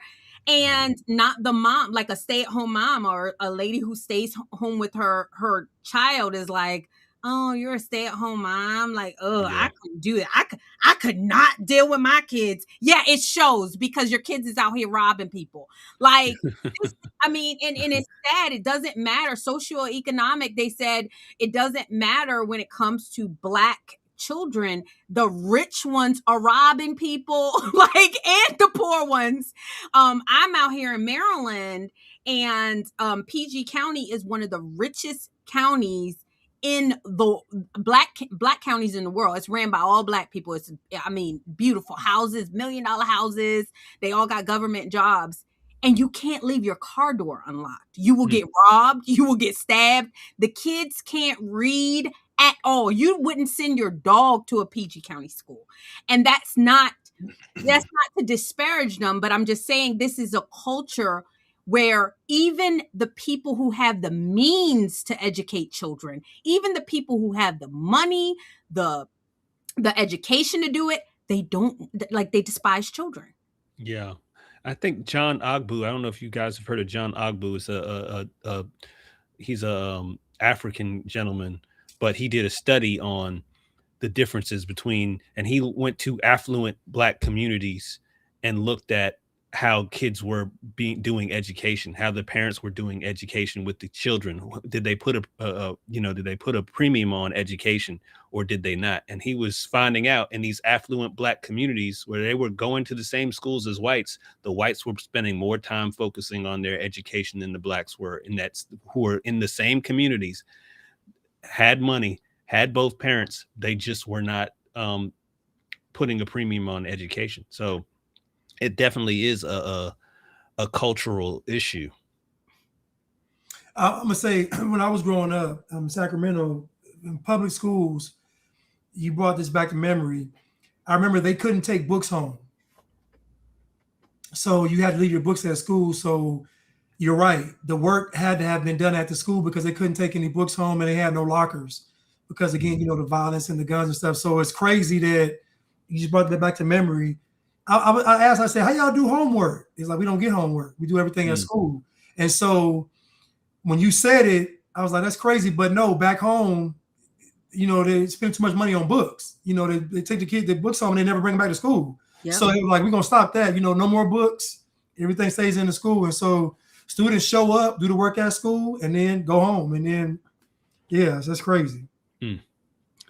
Yeah. And I think the education thing is that's not just a black thing. I think that's just the public school system thing. But I think that part of it has to do with the black kids failing, and liberals feeling sorry for black kids as they did when black kids were acting out in the classrooms, and you can no longer suspend them because they looked at all these suspension records and it was too many black kids, so they had to stop suspending the bad kids. Now you got the bad kids, they got to stay in class with everybody else and just ruin classrooms for everybody. So it's like there's so much, I see these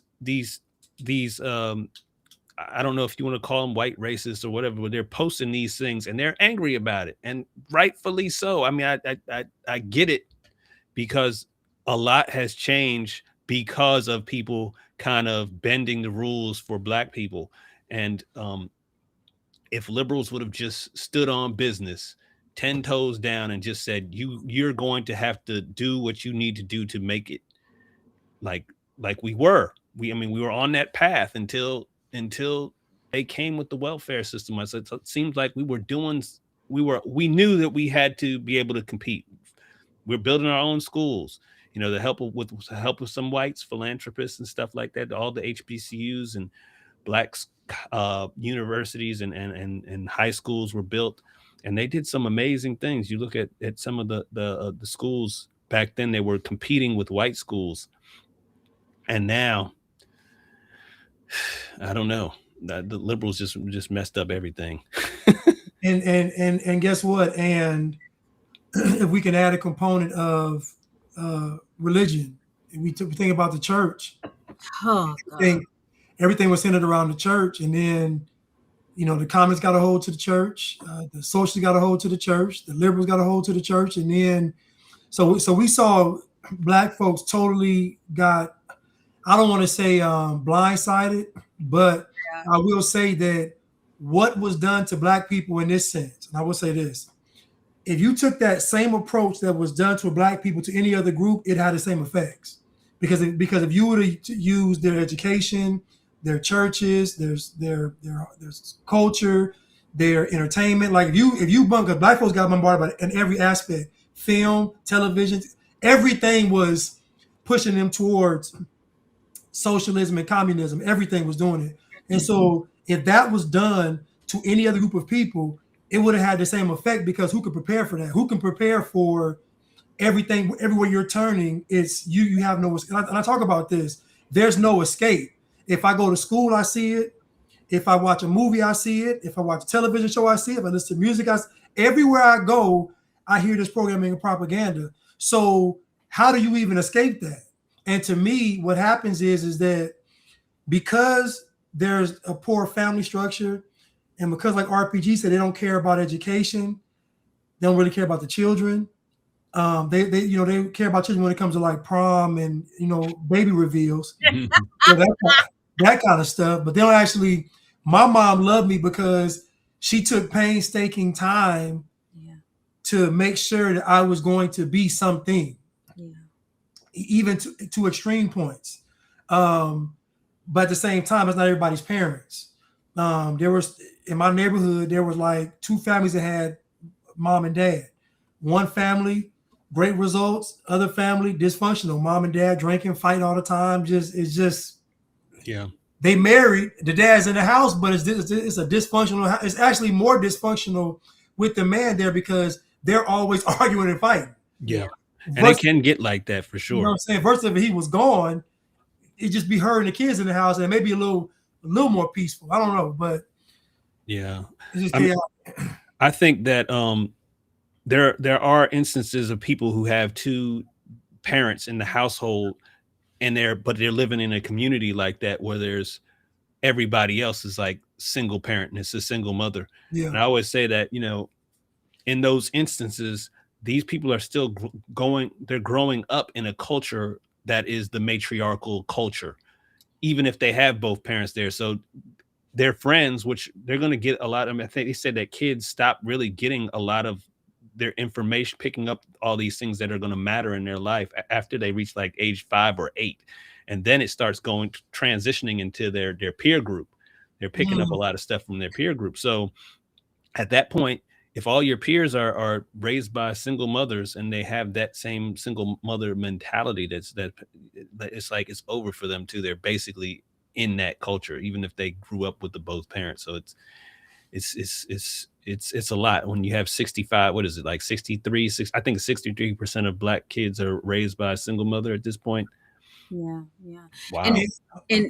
And one more thing, and the married couples in those environments, the wife is hanging out with all single women. Yep.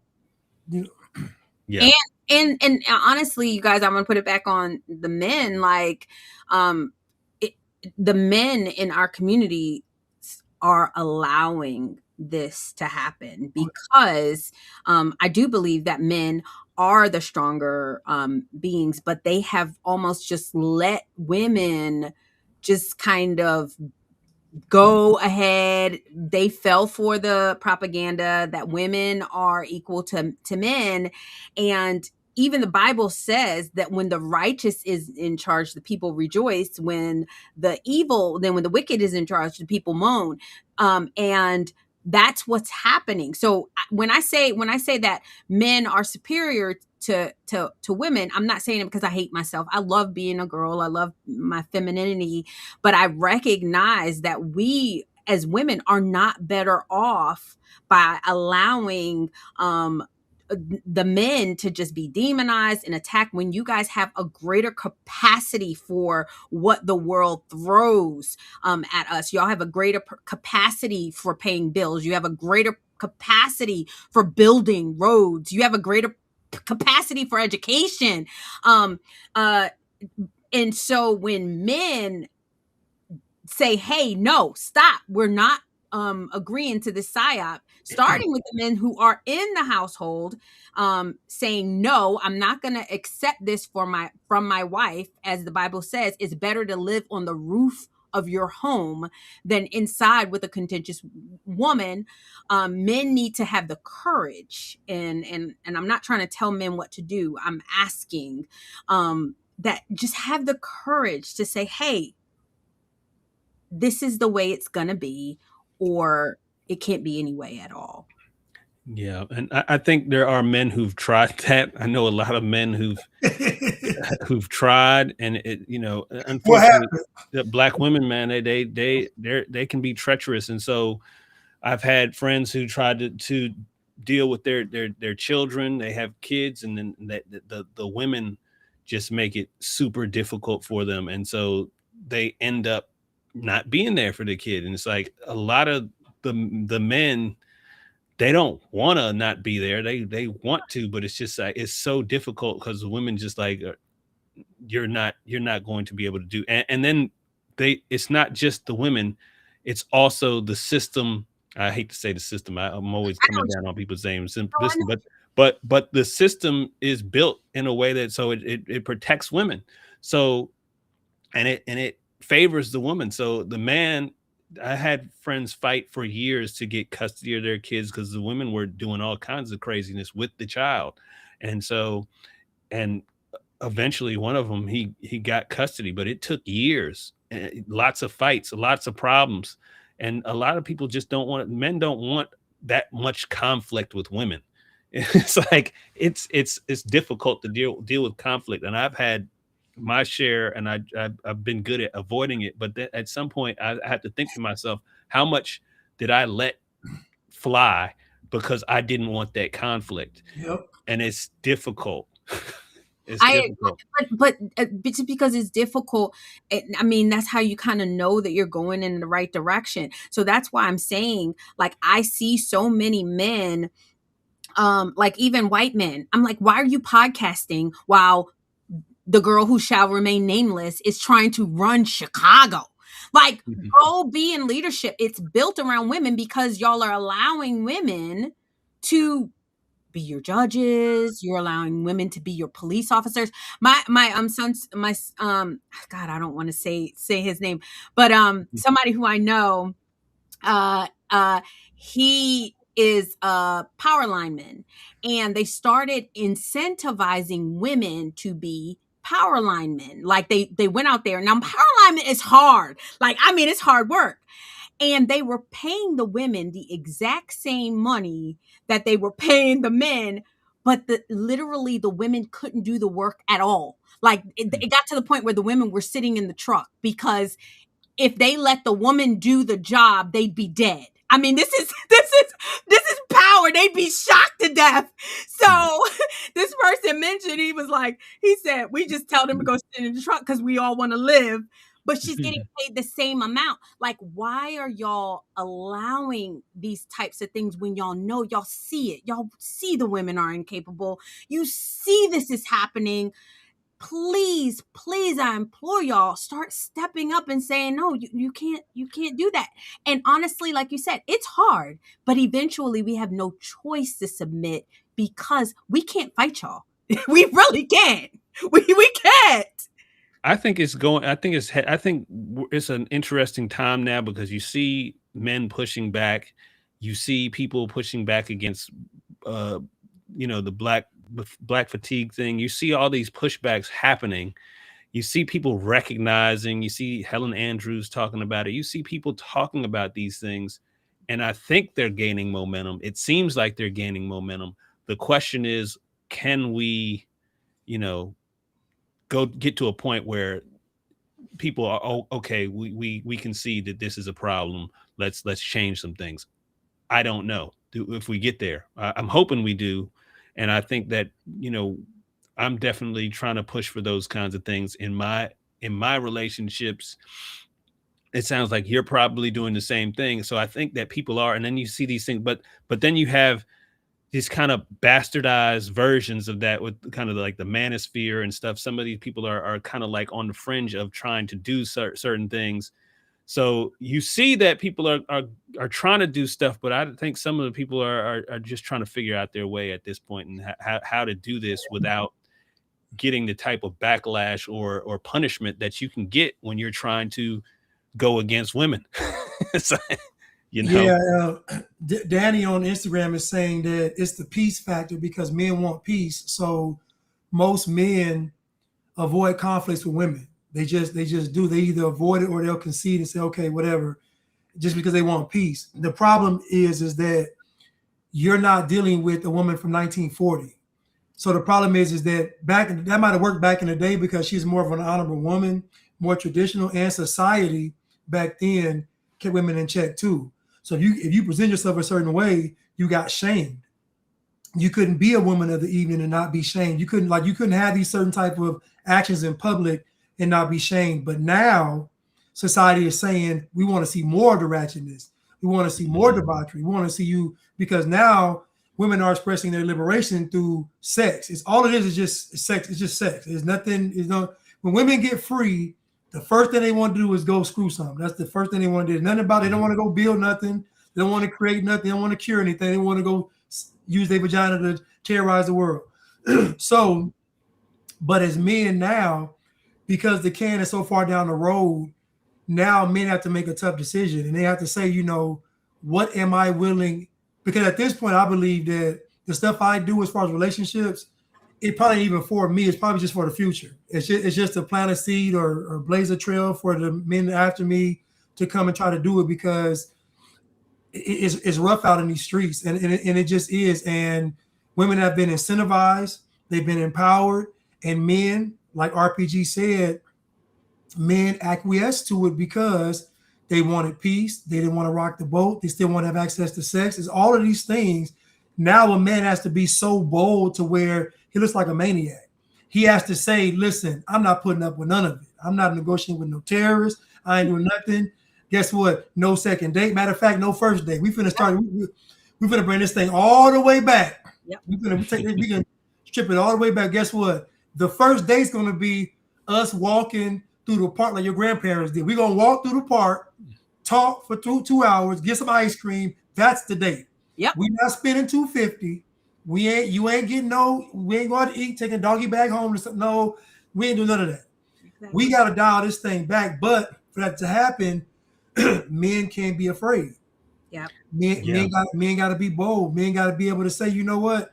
I'm going to say this, even if it costs me. We got to get to that point, because guess what? Not being like that got us here in the first place. And so, yeah, men gonna have to make a tough decision. And I don't know if this next generation is gonna do it. I'm looking at these young guys coming up, and they are smarter. But to me, the approach isn't to just not get married, not have kids. I ain't saying it. The approach is to be a man. Yeah. And then you get a woman that wants to be led by you. These guys' approach is we ain't doing it at all. I'm not saying don't do that. I'm saying stand firm, have a backbone, and then go out there and vet you a good woman. That's what you need to do. But they are smart. These young guys see the game, they see what's going on, but I think their approach is a little bit, they're kind of like overcorrecting. We're going to just divest them at all. You can't do that. You know, run for office, educate yourself, climb the ladder, like be engaged in the system in order to change it. And everybody's got to, I don't know if you guys got to have a men's meeting or small meetings together, but like you said, just dialing it back. No, we're not taking you out on a date, and no, we don't want sex from you, because that is the way that women control, is like, yeah, you know, because that's all we got.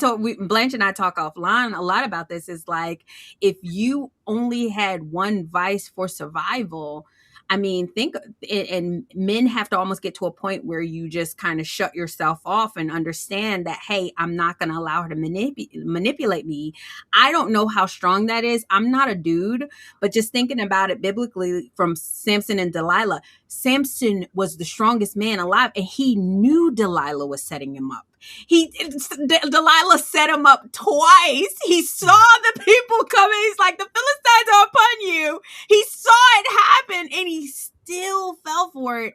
Like, that to me, she had that. She had that good though. She had that good. Yeah, that red snapper, man. He was like, I see the danger, but man.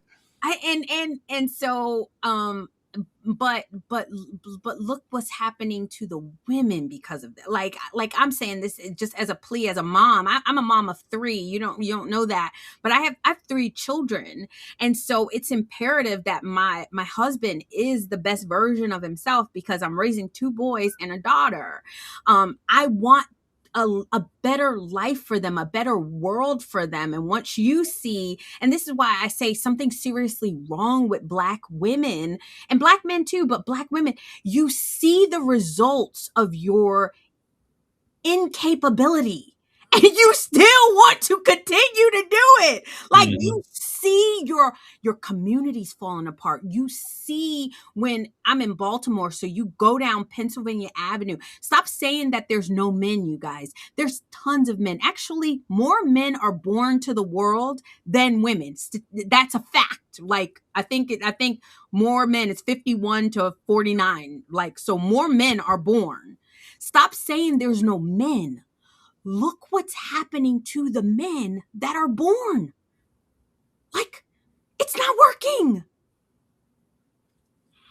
Yeah, and I think people need to get focused on marriage early too. I look at some of the more successful communities, Asian community.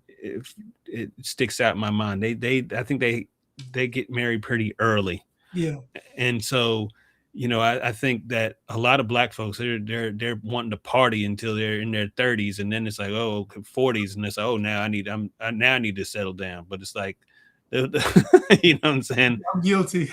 Hey, I'm guilty too, man. It's like, I'm 50 now.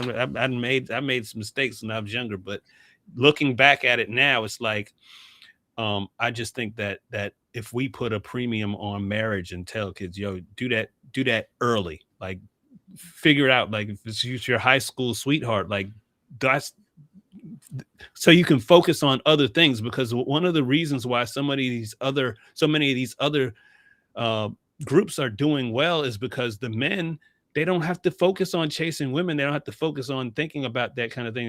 Now they're thinking about, how do I take care of my family? And that instills in them this drive to focus on, you know, work or building a business or whatever the case may be. And because, you know, so many Black people are not taking that choice, they become perpetual kids. Like, you look at these rappers, and they look like they did when they were 15. They're 60 years old. Some of these people looking like they did when they were 15. They just never grew up. And I think that's a serious problem in our community. Is just like we're wanting to be children forever because fun. The argument that when I did that video on the proms, the argument a lot of these moms were making is that they wanted their kids to have fun. And I spoke to another girl the other day, and she was saying that the reason why she wasn't settling down is she wanted to focus on fun. All this about fun, like happiness. I need to be happy. I was like, happiness is just an emotion. Like you're going to experience happiness a few times a day. You'll experience sadness. Nothing's going to make you happy all the time. There's nothing that's like that. If they did, they would have bottled it up and sold it for all kinds of money. but Right. You can't be like happy all the time. That can't be the primary goal. That you have to have some other things that you're reaching for sometimes. Somebody said, you can do it if you want, Blanche, but finding a good woman be hard. Have to find a young one. It's like Blanche is single by choice. I mean, obviously, like Blanche, but you have decided, and that's why, y'all, I love Blanche and I revere him. He's decided to say no. He's not going to put up with that. And the more men decide that they're not, I would have lost my marriage if I didn't choose to walk another path. And more men have to just say, roof of my house, bye, chick, leave them. Like I am serious. Like reject them. No, sorry, I don't like fat women. I actually don't. I actually like my women slim. And no, you're not beautiful at any size. You're actually not. Like more men, but man, they be at y'all throats if you that. But what can we do? What can we do besides get mad, scream and holler like a toddler, and get skinny? Like, well, one of the problems is that they have the support system of their friends and all the other women who support them, so they get validated through that. And so the man's perspective is whatever you talking about, it doesn't matter because I got 500 women who agree with me over here on my timeline. So it's like they get the validation from their friend group. So it's difficult. Like changing the culture is it's something that I've been thinking about for years. How do we do it? We could have this conversation for I don't know, years. Hopefully something changes though. Yeah, and what I see is, I will say this: I do see more voices critiquing the culture. yeah. I do see more voices saying that this is not right, and actually, but again, Black folks have always felt this way. Yeah. They're just voicing on social media. Like I remember being even young, like my grandfather, my grandmother, my grandfather, the way they talked about Black folks was like they was in the Klan. Like they was like these niggas just like they like if you wasn't a productive citizen or in society, my grandparents wasn't like, it wasn't no you was a degenerate, you was a call them rougher recipient, you was a recipient, you was just all of these not good terms, because back then the standard was a lot higher and they didn't tolerate all that foolishness, like all this low performance, not going to school, all that was frowned upon. And so how they would talk about Black people, you sit and listen to them, I'd be like, dang, they talking crazy. Like every time you bring somebody up, like with kids playing, who was that? You're like, oh, that's John. They were like, oh, his dad ain't about nothing. His dad ain't worth it. Like, and they just start going. They just start going in on everybody's family. So, but my point is that that's to me when the culture was salvageable, because it was a standard. Like, nah, we recognize that this is a part of quote unquote the Black community, but it's rejected.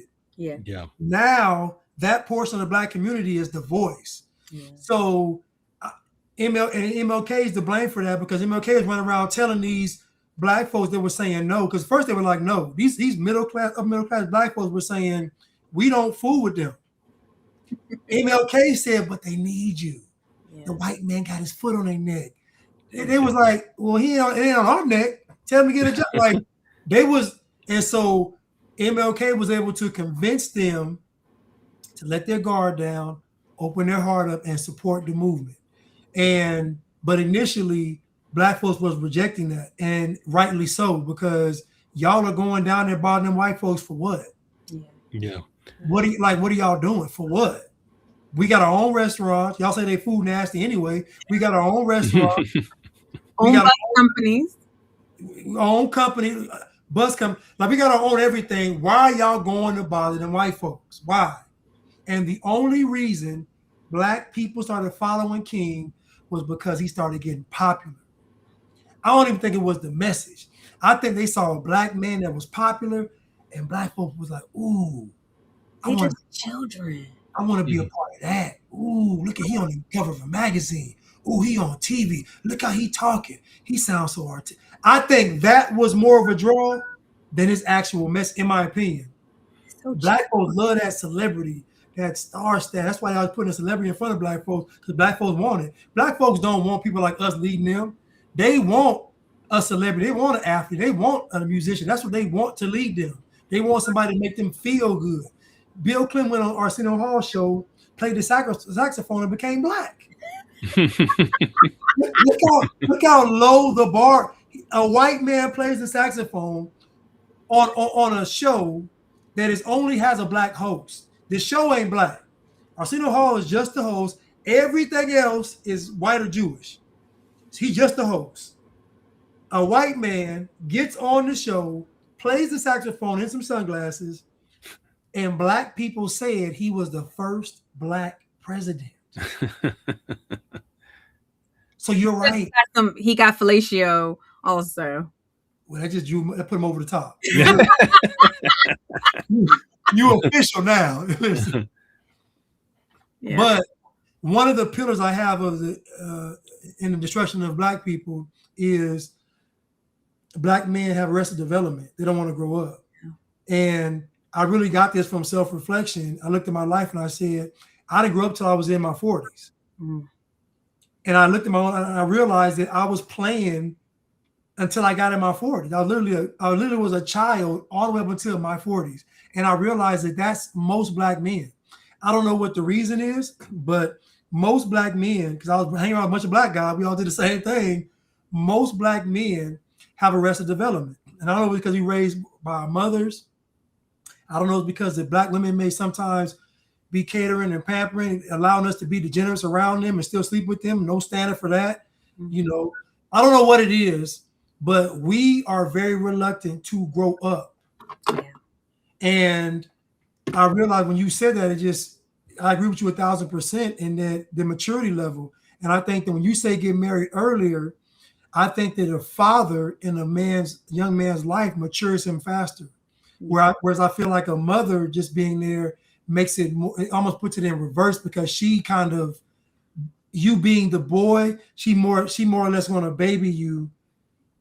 It's kind of weird how they treat the women versus the men in the household, like her daughters versus her sons. So I feel like the son he gets more pampered, and the daughter has more expectations to be like more productive in society, in my opinion. Like she's expected to go to school and learn. She's expected to do the house stuff. Like she's expected, there's a standard for her in the house. Whereas the boy, I don't know, I just feel like he gets coddled more. Mama's boys. Yeah, well, you guys, okay, so someone said Chi is correct. They have Galentine's Day now. And I'll say the stimulated student, he was saying some really funny stuff. Yeah, they have that in replace of having an actual Valentine's. It is all speaking to what men are not admitting, that women want the love of men more than that you wonder why a mom just loves the boy so much, because it's that masculine attraction. And when men like just kind of give it away for, give it away for free, like kind of what you're doing now, giving away your attention, the whole watching porn or watching Instagram, and you seeing these girls and you liking it, and you give, like, that's the most valuable thing a man has, is that attention that I'm teaching my son this, you guys, and I'm learning it as well. Like Blanche, I didn't unblack until I was 40 as well. So I'm 40, I'm about to be 43, I'm 42. But I'm like unlearning these things because I want a better life for my children than I had. I had a very rough and tough life because of the decisions that I made growing up in a single parent home. When I did get a father, I was probably already dipped and flipped and all that good jazz, my stepdad, when he did step in. But men have to understand, and Blanche talks about a woman's nature, is yes, we want you guys to, but y'all are just kind of giving it away, and it cheapens it. Yeah. Y'all got to say no. Y'all got to say, like, nope, sorry, not interested. Or like Blanche says, don't sleep with her. Like, literally, do not. Like, yeah. or sleep with her and don't call her back. Yeah. Well, I think that's something we got to teach I got to teach the younger generation. Don't call her back. Don't return her phone calls. I know that sounds bad. I know that sounds bad. I know that sounds bad, but y'all got to do something, you know? And listen, and I say don't sleep with her because you're going to set a standard. She's going to, like, what I realize in my life is when you don't sleep with them, they are upset, but they respect you more because they know that you have to have some kind of level of self-worth to say, I'm not doing it. So she already knows because most guys are going to do it. Mm-hmm. You already put yourself in every category. But my point is to set a standard, though, to let her know that this is not going to be a reason as to why you get in my good graces. Right. It's not going to be said. You're going to have to prove that you can be my wife. And that's going to require you to be a godly woman, a woman that's submissive, a woman that's patient, a woman that's understanding. All of these things. So don't just think we're going to just have sex and you're going, nah, we ain't skipping no steps. We both get into as my boy said, we both get in the backyard, tend to that garden. Both of us on our hands and knees, planting these seeds. And so I say don't sleep with them because to me, for a woman's mind, it's better, in my opinion. It's how the woman's minds operate. That's a better approach because women want non-sexual affection. They want non-sexual love. They want the father's love replicated in a man. Same. We want God's love, and so because they want that, we have to kind of be on that same level. Never trying to bring ourselves down to that level because they, like Samson with Delilah. Samson was breaking all kind of rules. It wasn't just he was breaking all kind of rules before he even got to Delilah. Yeah. So his people were like a very clean, righteous, set apart people. So he was even grabbing the jawbone, even grabbing the jawbone of an ass was something they didn't touch dead flesh. Yeah. So like Samson was really breaking a lot of rules, but think about it. What attracted Delilah to him was that he was set apart, that he was that type of man. That's what made her want to get with him. He was supposed to get with Delilah and say, no, we ain't having sex. And then guess what? The kingdom is saved. The people are saved and, you still in God's good graces. But I say all that to say that men have to make a decision. And to me, the best men to do it are Black men because they actually live in a matriarchal society. So if anybody's going to do it, it's Black men because they're actually in it and seeing the effects of it. So if they could do it, there's a sure enough blueprint for everybody else. It'd be a cakewalk for everybody else. But if Black men are able to turn this ship, it might just literally save the world. Agreed. Yeah. I agree. Yeah. I agree. Also got to kick the government out of there some kind of way too. Well, you guys got to run for office. You guys got to become the government. Get your girl out there. And they dragging her in the comments, Blanche. They said Crystal need to be kicked off the show for calling that girl pretty. She is pretty. Blanche, pull it up.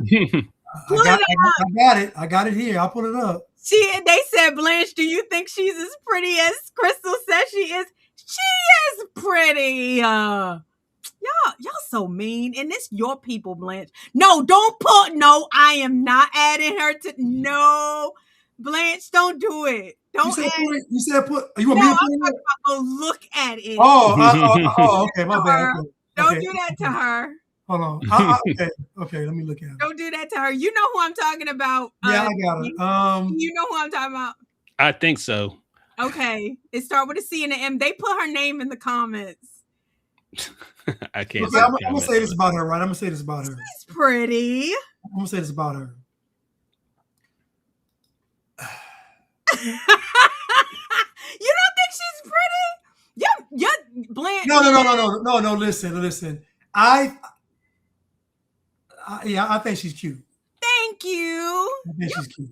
Y'all mean. I'm telling Blanche's people, they be dragging me, Chi. They be dragging me. They drag her. Y'all just hold on. Anova Lisa Dragonfly, but says she's an attractive woman. Okay, yes, she is. She cute. Listen, she got her natural hair, so I'm gonna give her. Listen, she already got 2 points. Okay, she got natural hair. Yeah, she already got. They be dragging me for my wig. They call it a hair hat, and I done showed them my real hair, but no.